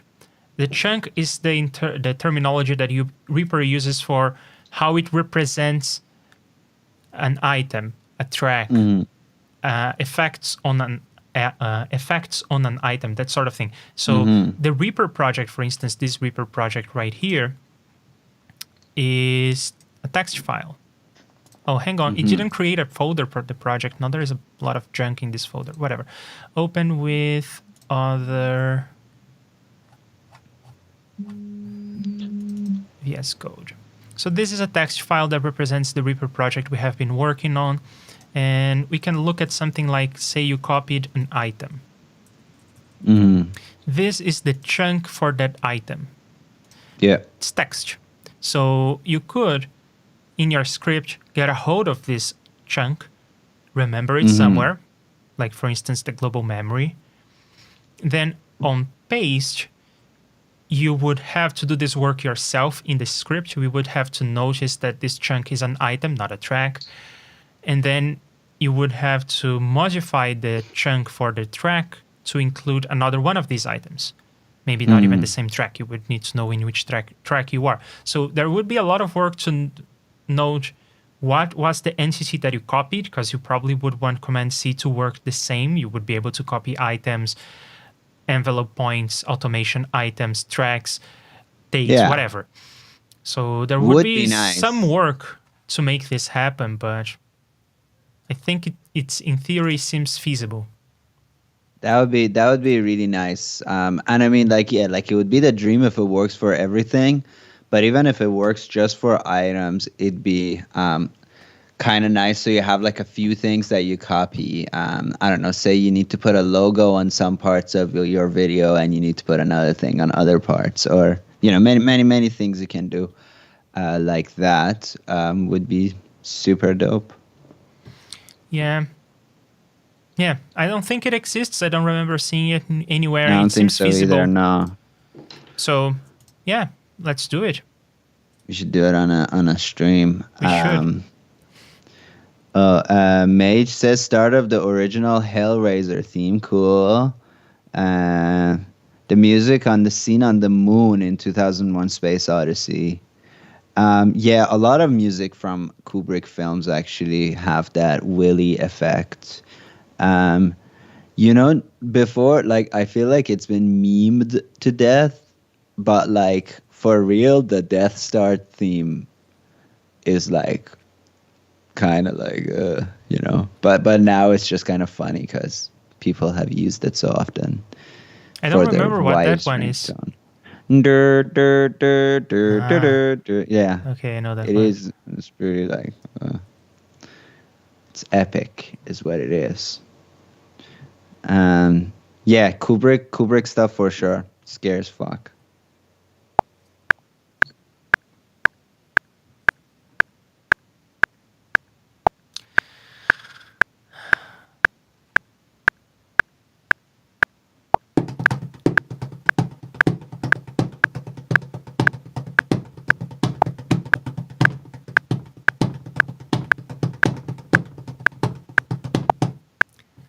Gotta love that I clicked in the beginning. Yeah. And Then snippety snip. And let's do another one. Sure. But perhaps I will not have like a whole measure of count in.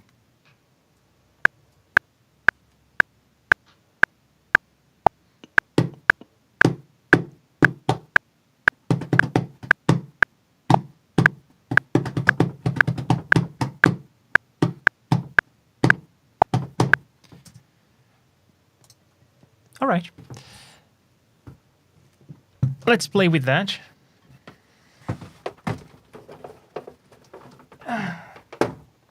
And that's the only MIDI we are going to use in the project. All right. Well, we have already used, I guess, Reasynth, but I guess that was our scratch track, as yes, that doesn't count. It's muted. So now... Oh my God, Leandro. You're never on time, are you? That's okay. We have technology for that.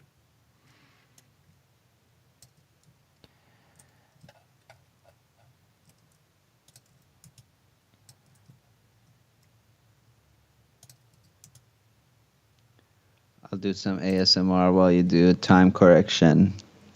I'm not even sure where I wanted this to land. Probably here. Just so out. I guess on the strong beats, no? So here I was that much off? Well, I mean, I thought you were just playing random phrases that we're going to then arrange into something coherent. But if you were like performing a thing, then I guess...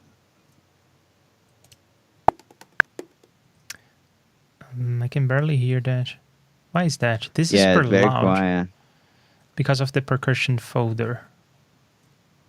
Well, for the time being, I will solo that. But I will bring back soloing French. Not that it matters. In this part of the project, there is nothing going on, but... Still kind of quiet. What should I do to fix this? Well, I don't know what plugins you have on the percussion track, but also you have like, I think you're at like -8 or something on your fader. Yeah, and So this I compressor and EQ should really just be on the shaker. Let's move that there. And perhaps the gain of -7 or -8 could be on the put it on shakers, there. not on the whole percussion folder.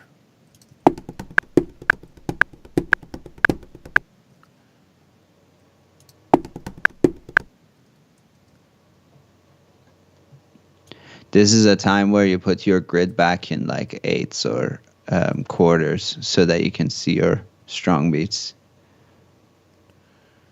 Because like all the things you're doing in between are gonna work everywhere, so you're just kind of moving around the strong beats, right? That's just it. I have a hard time, and this is something that is, I don't think is fixable in Reaper. Because when you're dealing with MIDI, it is very easy for you to see what the grid size is. Uh-huh. When you are on the main arrangement view, it's impossible. There is no script, there is no icon, there is literally no solution I know of. Maybe modulo, perhaps you could have a RIA script with some user interface and you dock that somewhere. But except for that, there is no easy way for you to tell what the grid size is. And am I in 8th notes? Wait, on your transport bar it says the grid size. Oh, really? Where? If you don't have it enabled, because your transport bar isn't really in my view, but right click on it and say show where it is. Yeah, you have show time signature, show play rate control. Yeah, so you should have it somewhere on there. It will say your grid size. You don't have it on view because it is too low in your Skype. Yeah, exactly. So yeah, like that. Now you see it. Oh, wait, hold the phone. Yeah, you're right. No, you're right. Sorry. It just says your time signature. It doesn't say your grid size. One thing you can do, this is what I've done, is in the theme tweaker, you can make the grid lines at the top of your grid to have a different color, or for me, they just have a different thickness. And then from there, it's easy to extrapolate, how many grids you have per. But yeah, you're right. It doesn't just say the grid size anywhere that I know of. But anyway, now I have 11 divisions on the measure, so that should be fine. So you're in quarter notes, yeah. 1, 2, 3. That's the strong beat. So I'll move that.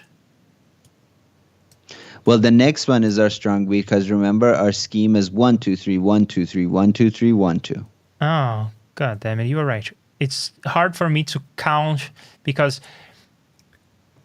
the next. So if you have, like, for instance, 4 measures in a loop, the next time the loop goes around, I tend to think that it goes in measure 4, but it goes in measure 5, of course.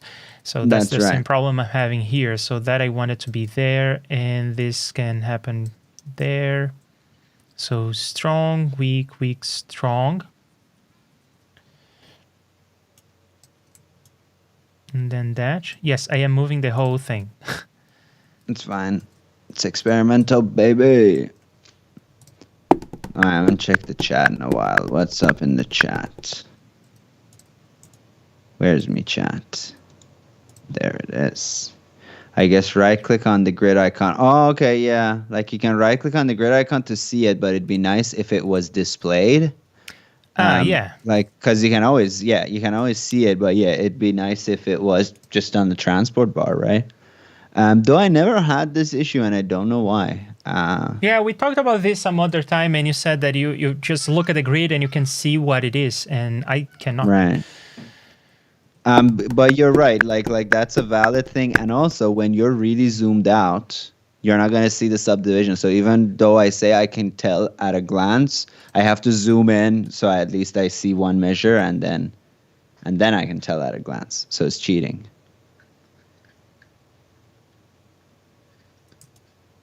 I am moving things around. Strong, weak, weak, strong, weak, weak, strong, weak, weak,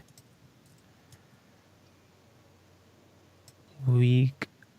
And then I need another weak one, so I don't know, I guess I'll just bring this one here.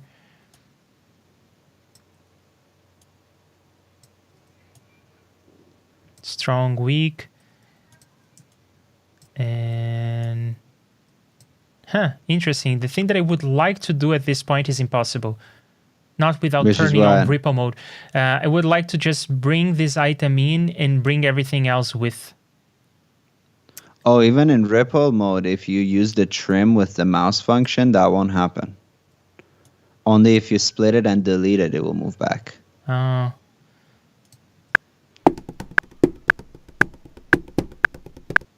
No, I put it in the wrong place. Wait, See? you did some of the beginning you did right, but then I think you went back to doing 16th, which is, I don't hate it. I kind of like it.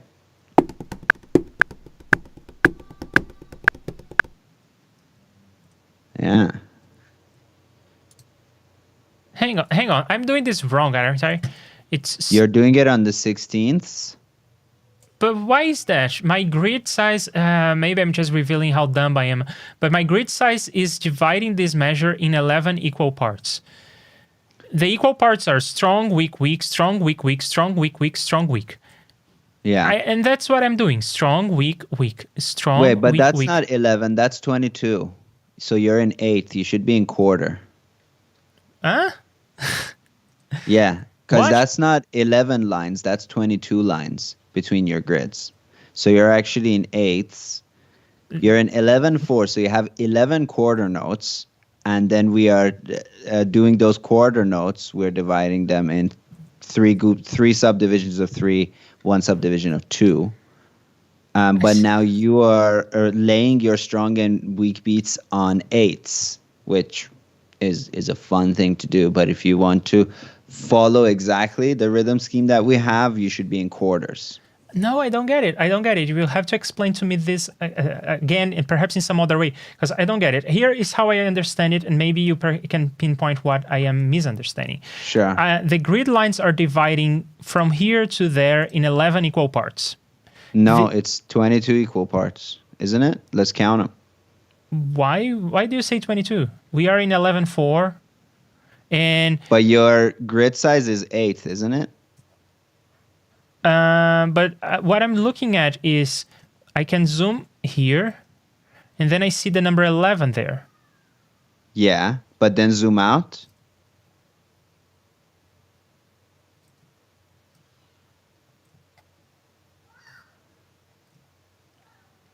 Zoom out more. Is the grid Yeah. changing? Yeah. Because you are, I think your grid size is in 8s. Because you see, between 6 and 7, I see 2 grid lines. I don't see 1 grid line. You know what I mean? Like between 3 and 5, we're not seeing 2. We're seeing 3. The number 3 is 350 appearing and twice. 4. Okay, I finally Yeah, get it. yeah, The yeah. number 3 is appearing twice. So what I want is to have the dash. Quarter. Yeah. And then I want to do strong, weak, weak, and blah, blah, blah. Okay. Yeah. Second try. Strong, weak. Well, what I played and what we are doing is very different. You played in like double time, which is fun. I like it. But I wonder what we should do with this, if we should just try and layer it and then fix what sounds wrong. Yeah, there's tons of stuff you can do. You can slow it down and speed it up. You can, in fact, forget about a rhythm scheme and do a double time rhythm to accompany the single time rhythm. You know, the world's your oyster. Yeah. It's experimental. Let's hear if that works at all.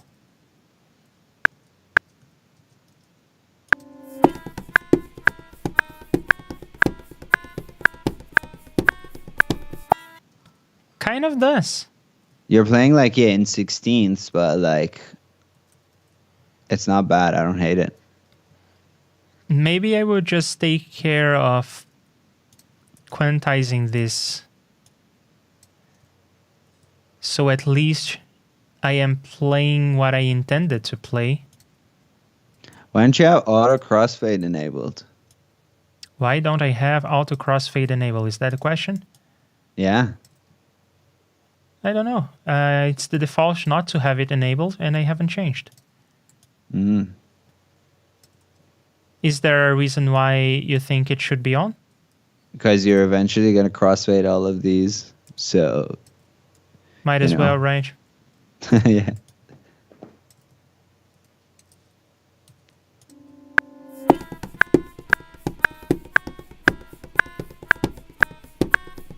It sounds I like less it. in It time has now like that I a quantized. pushback. Well, because when you quantize the strong beat, your 16ths kind of fall all over the place. But, you know, whatever. No, I think I preferred without the quantization.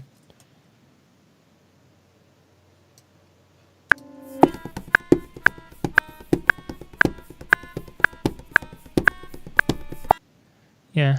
So now loop that and let's see how we feel about it. Make sure it's exactly a measure. You weren't exactly a measure. You were a schmutz off. That always happens. It's so difficult to see when you're zoomed out.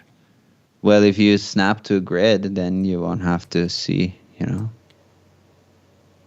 But you already glued it, so you got to do one more undo. Or I can do this and glue again. I will not take off that transient. And then loop. And the only way to loop a section of an item is to glue, right? There is no other trick. Is there another trick? With MIDI there is. With non-MIDI, yeah, no, you gotta, cause it will always source, right? Like it always, the trim function works until you reach the end of the source and then it loops. However, you could just duplicate by Command and D, and then if it's exactly one measure long, it will loop. If you don't want to lose your source file. But like you don't lose your source file, so might as well glue. Yeah.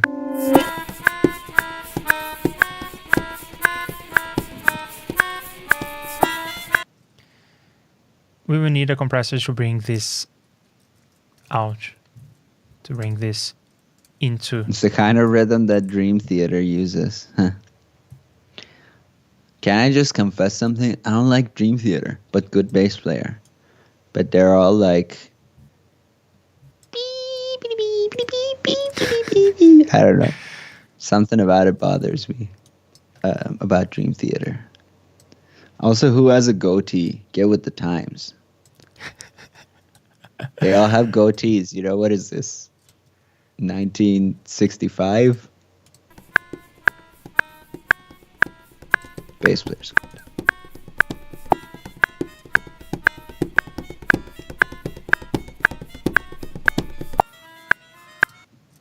Whatever. I like it. It's kind of like the drummer wasn't really paying attention, but I like that about it.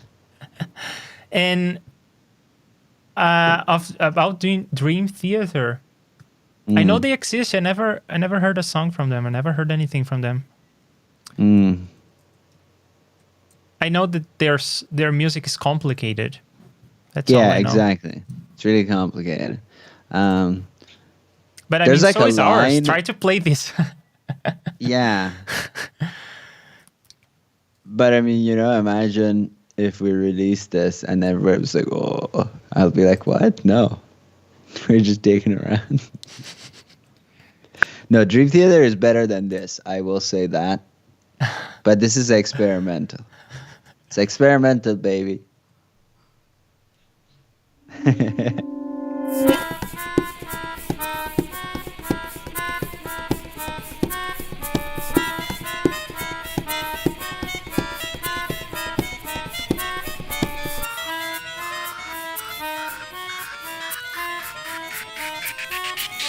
That measure 3 is my shit right now.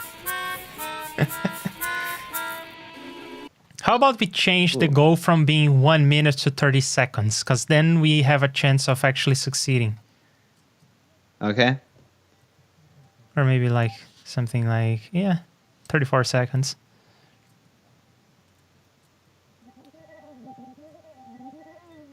Or maybe we can succeed at 1 minute if we start repeating stuff.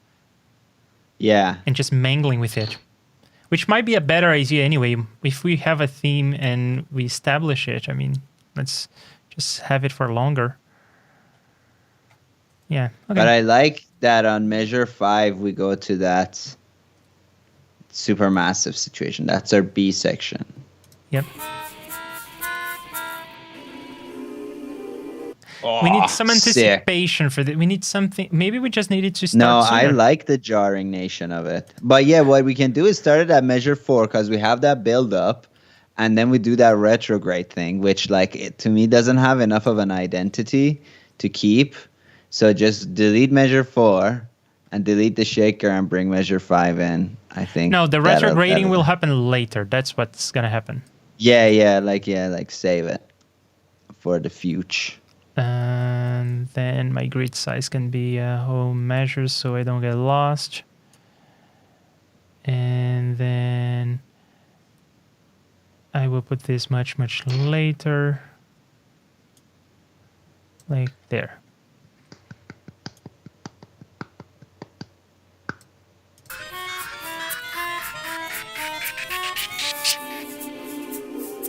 That's sick. The shaker can go, right? Fuck the shaker in that case, yeah. And then what we can even do, and tell me if you disagree, but on measure 4, we go back to 4/4.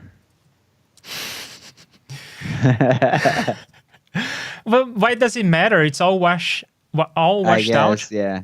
Okay. Sure. Unless you have some sort of grounding, but I don't think we have anything. Yeah. We'll do it A tempo.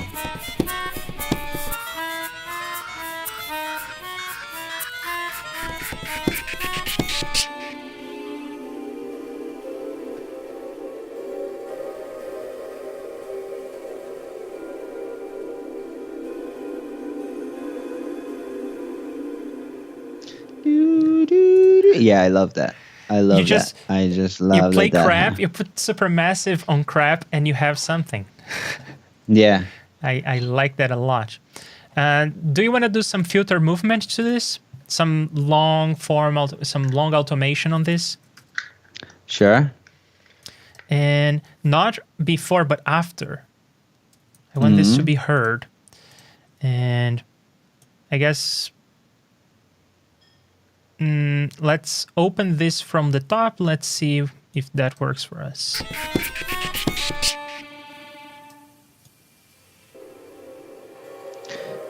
Everything's in the mids. Everything that I like about the sound is like between 3 and 500 TBH.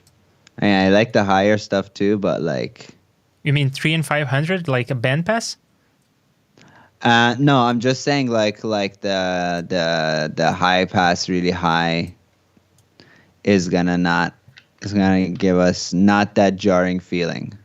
Also, we're using re-EQ. Let's lose the re-EQ. Let's do what you got? What you got?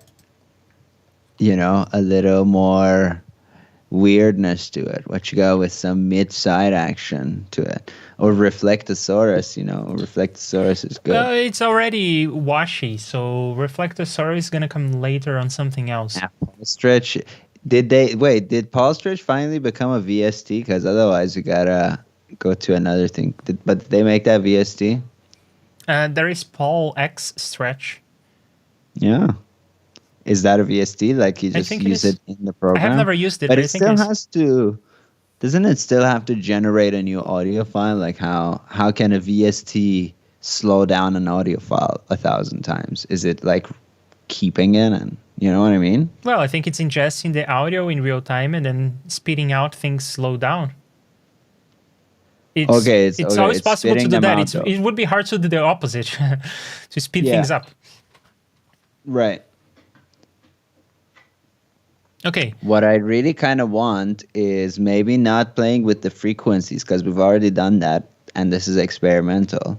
But like playing with something like the width, you know, automating the width or something, which is why I said mid-side action. Okay. It's only too many times you can open up a filter before you sound like David Guerra. You know. So are you thinking about some other kind of EQ, or are you thinking about just putting a something with mid-side? mid-side in it, or something widthy? We should play with width. Okay. There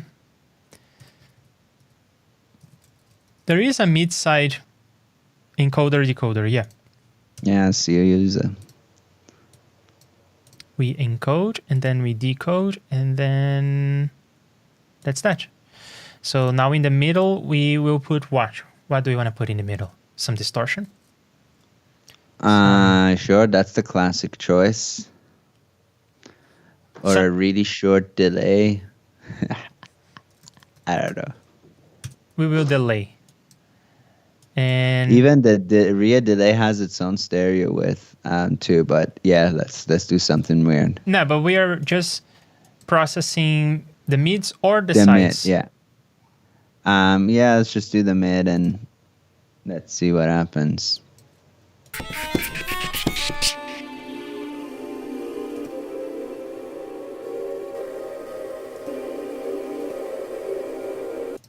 So you see, there is not a lot of difference because of the wash. Because you still have the you still have the dry, but I mean like I'm talking about if you're trying to I can't talk. If you're trying to automate something, I'm just bored of automating frequency. We can automate the delay amount of the mid channel, and then you got something. Otherwise, in a static form, of course, you got nothing.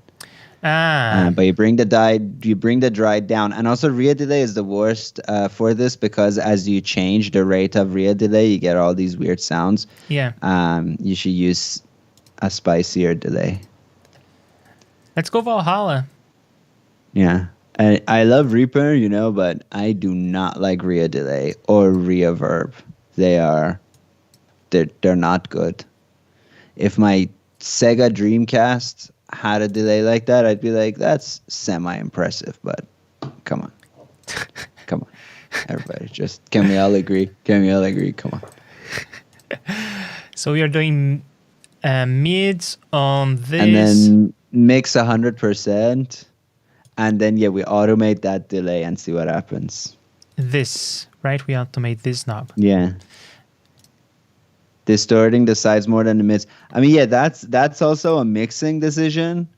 I'm not talking about mixing right now. I'm just saying if we're automating something, we automate something in the width realm instead of the frequency realm.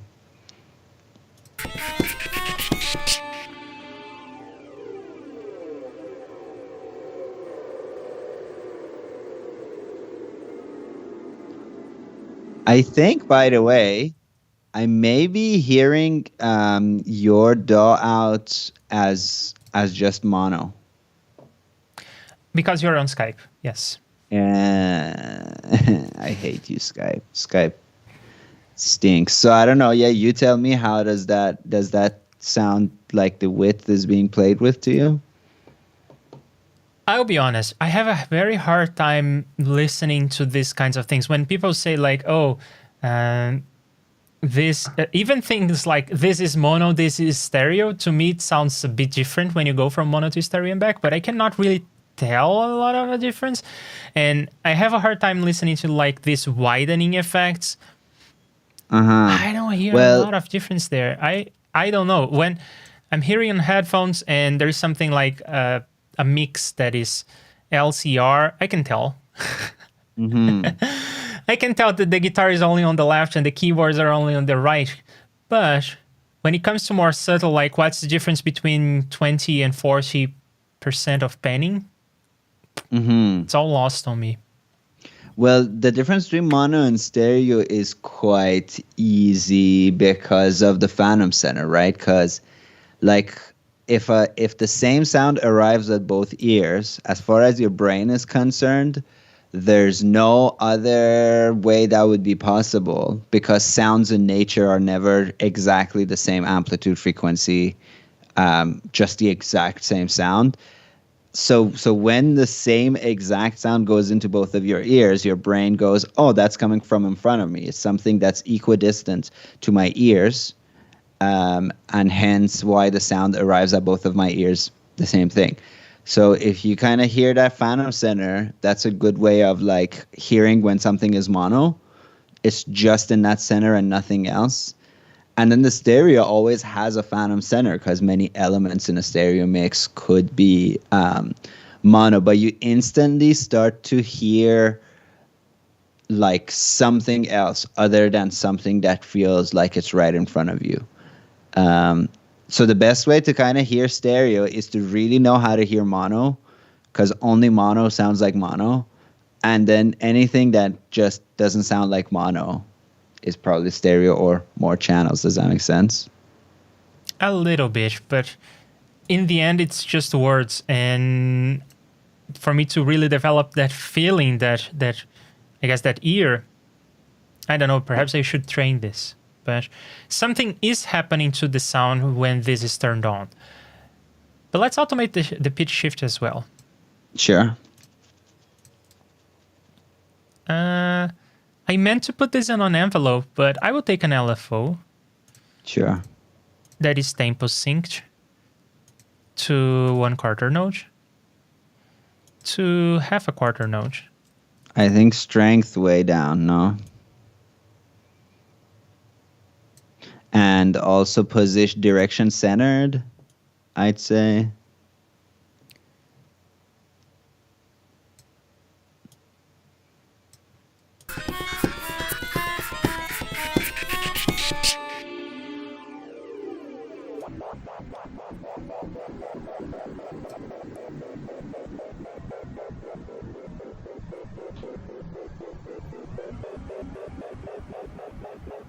Now, here's my question.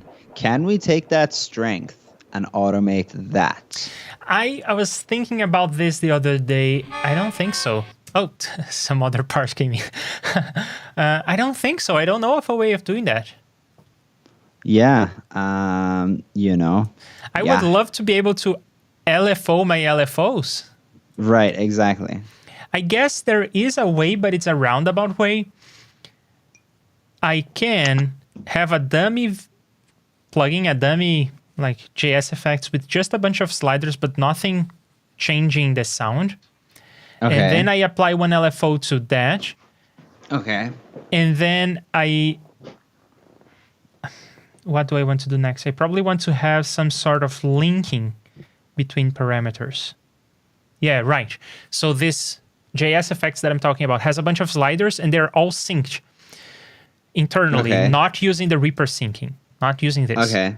They're synced internally. If you change one, the others are going to change as well. So you modulate one of these using this, and you modulate the other ones using another instance of this, and then the modulations will accumulate, I think.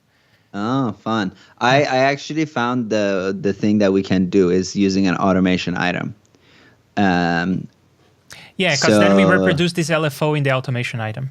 Basically, yeah. And then on the automation item, you can have a amplitude skewage so that it starts subtle.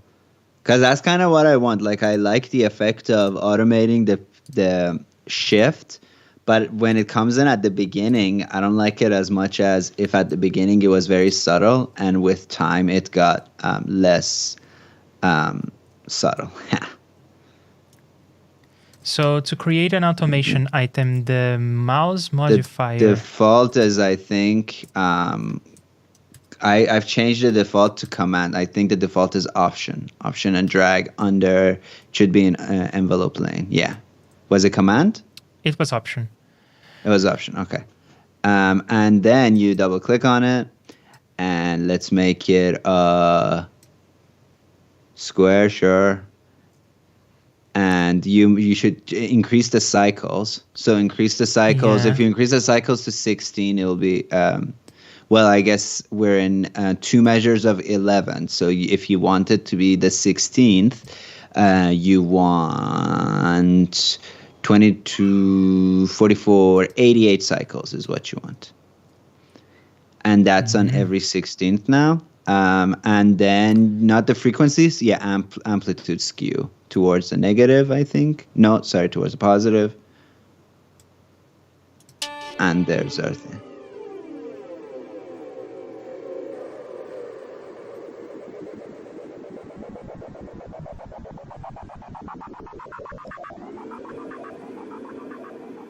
I fucking love it. But I think that the automation item needs to extend further because I want to catch that echo. Or maybe we just let the modulation echo. Sure, yeah. Yeah, because then it goes... Yeah. Yeah. Okay. You can sort of hear this ramp in the echo that is being produced by Valhalla itself. Yeah. I like that. Yeah. Now. And then I feel like after this, we just need to go to a B section. We need a new motif. Really? No, I don't think we have time for that, Arya. I think we need to rework what we already have and rearrange and call it a day. Let's see how long we've been streaming. 3 hours. Or 2 hours and a half, something. 2.5 hours. I think, you tell me what you think about this. I think we should wrap up and do a part 2 or something. Oh, so you're liking this. Yeah, I'm not hating it, I'll tell you that. Okay, I want to do something here, which is to set the time. Because I'm getting into bookkeeping mode, but...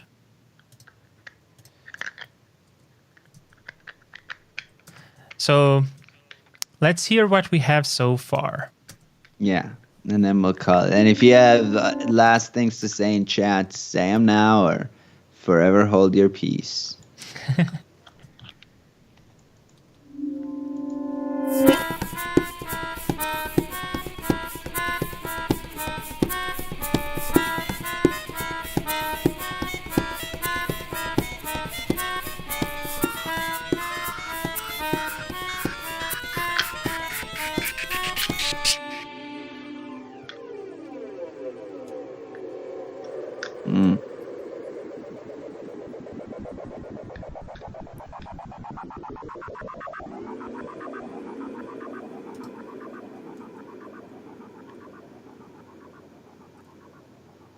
I like how long it goes, and then the retrograde comes in.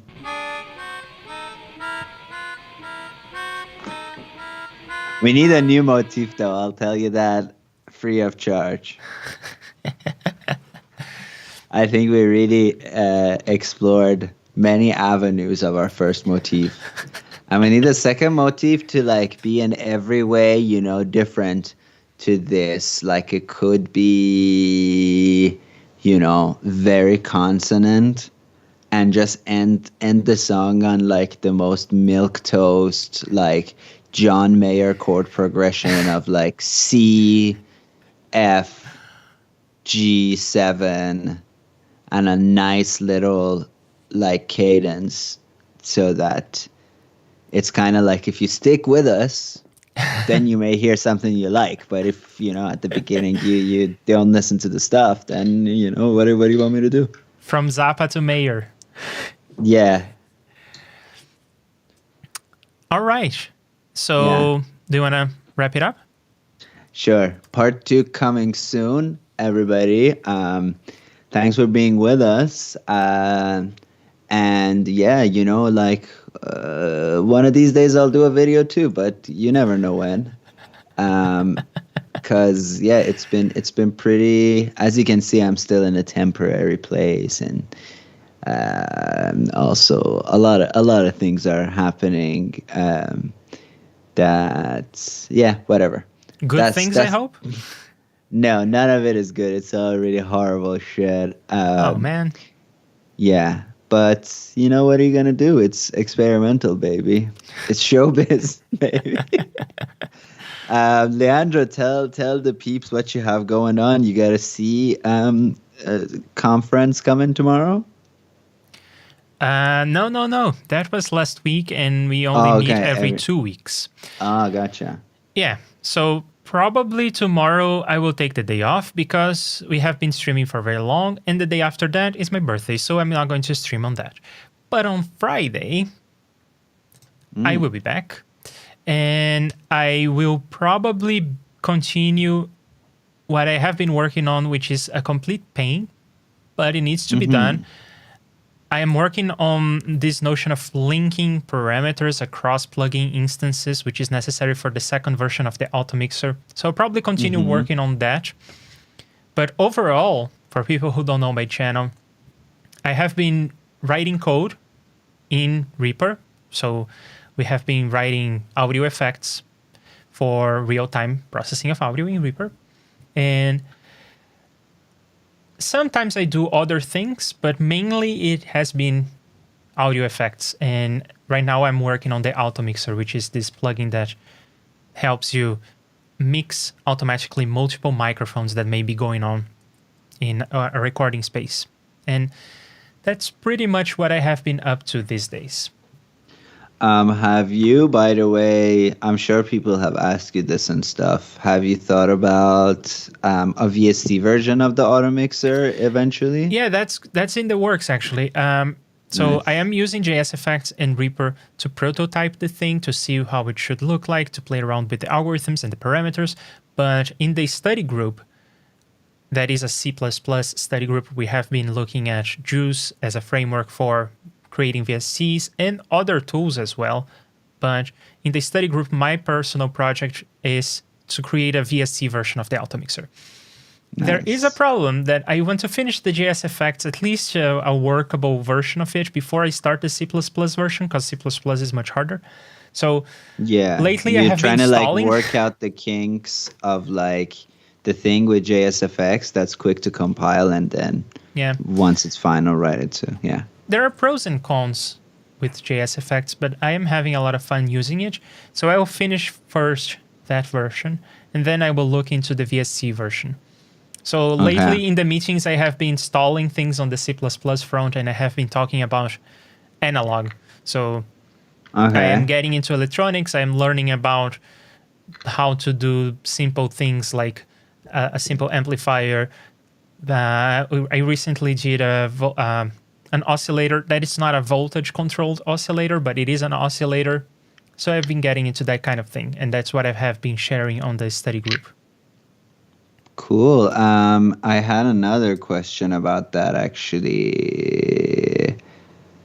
Or it wasn't a question, but we got to make some more video processor stuff together as well. For example, as I'm sure you know, there's no rotate video processor. I think that would be really useful. Oh, Yeah.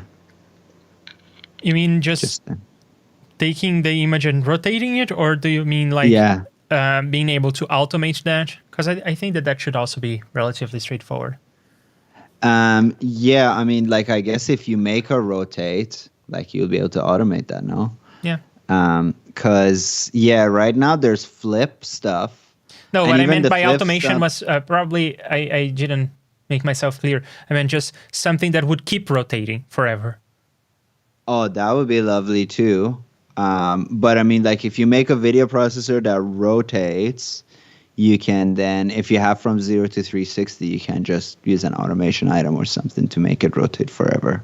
Yeah. But mostly, I just really would love to be able to rotate in Reaper. That would be nice because right now you can just go up and down with automation and all kinds of video processor. Rotate would be nice, and flip and those kinds of things. And I think you're the guy for the job, Leandro. Yeah, let's do it. Flipping sounds a bit more challenging. Rotation, I think, is something that is in the API. We can just tell Reaper to rotate something. To flip something, that's interesting. I don't know if I know how to do this off the top of my head. If you just drew everything in reverse, it would be reversed. Bo is asking, did you finish the automated text thing? What is Are you talking that? to me? Oh, yeah, no. That video processor that is like a typewriter.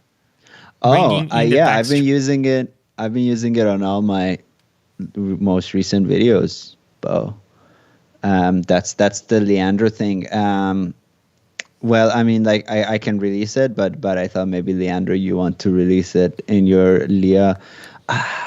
Actually, that's a good thing, and we'll wrap after this. But can you put video processors in your RIA pack and then I can download it? No, right? Yeah, it's different. I asked about this, and it's something that apparently is a plan, but it doesn't exist right now. Because the only way you can share a video processor is by sharing the effects. So you either have to share a preset or you have to share an effects chain. And right now, there is no ergonomic way of doing that with Repack. And what I do is I just share an effects chain in the data folder, but then the user has to go in there and copy and paste things, and it's kind of annoying.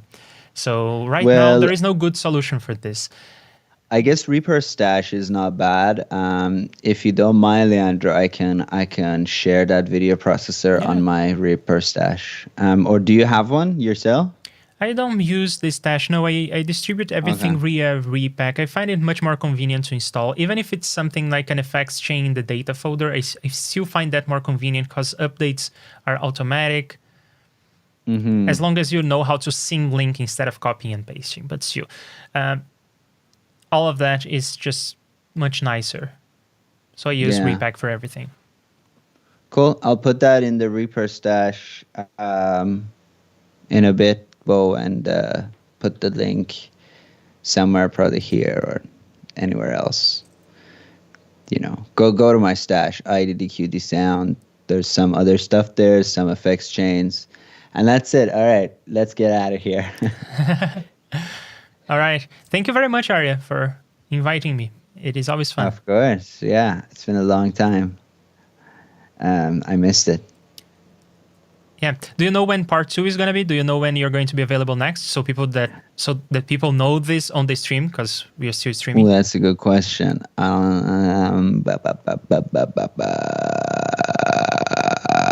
I don't know. I have to check. Yeah. Okay, then. So, bye. Bye, everybody. Thank you for watching the stream. You know how great it has been. Or maybe it sucked and I am glad that you stuck with me. And soon we'll all will be back together for some more coding or talking or chilling. The next time I'll be streaming.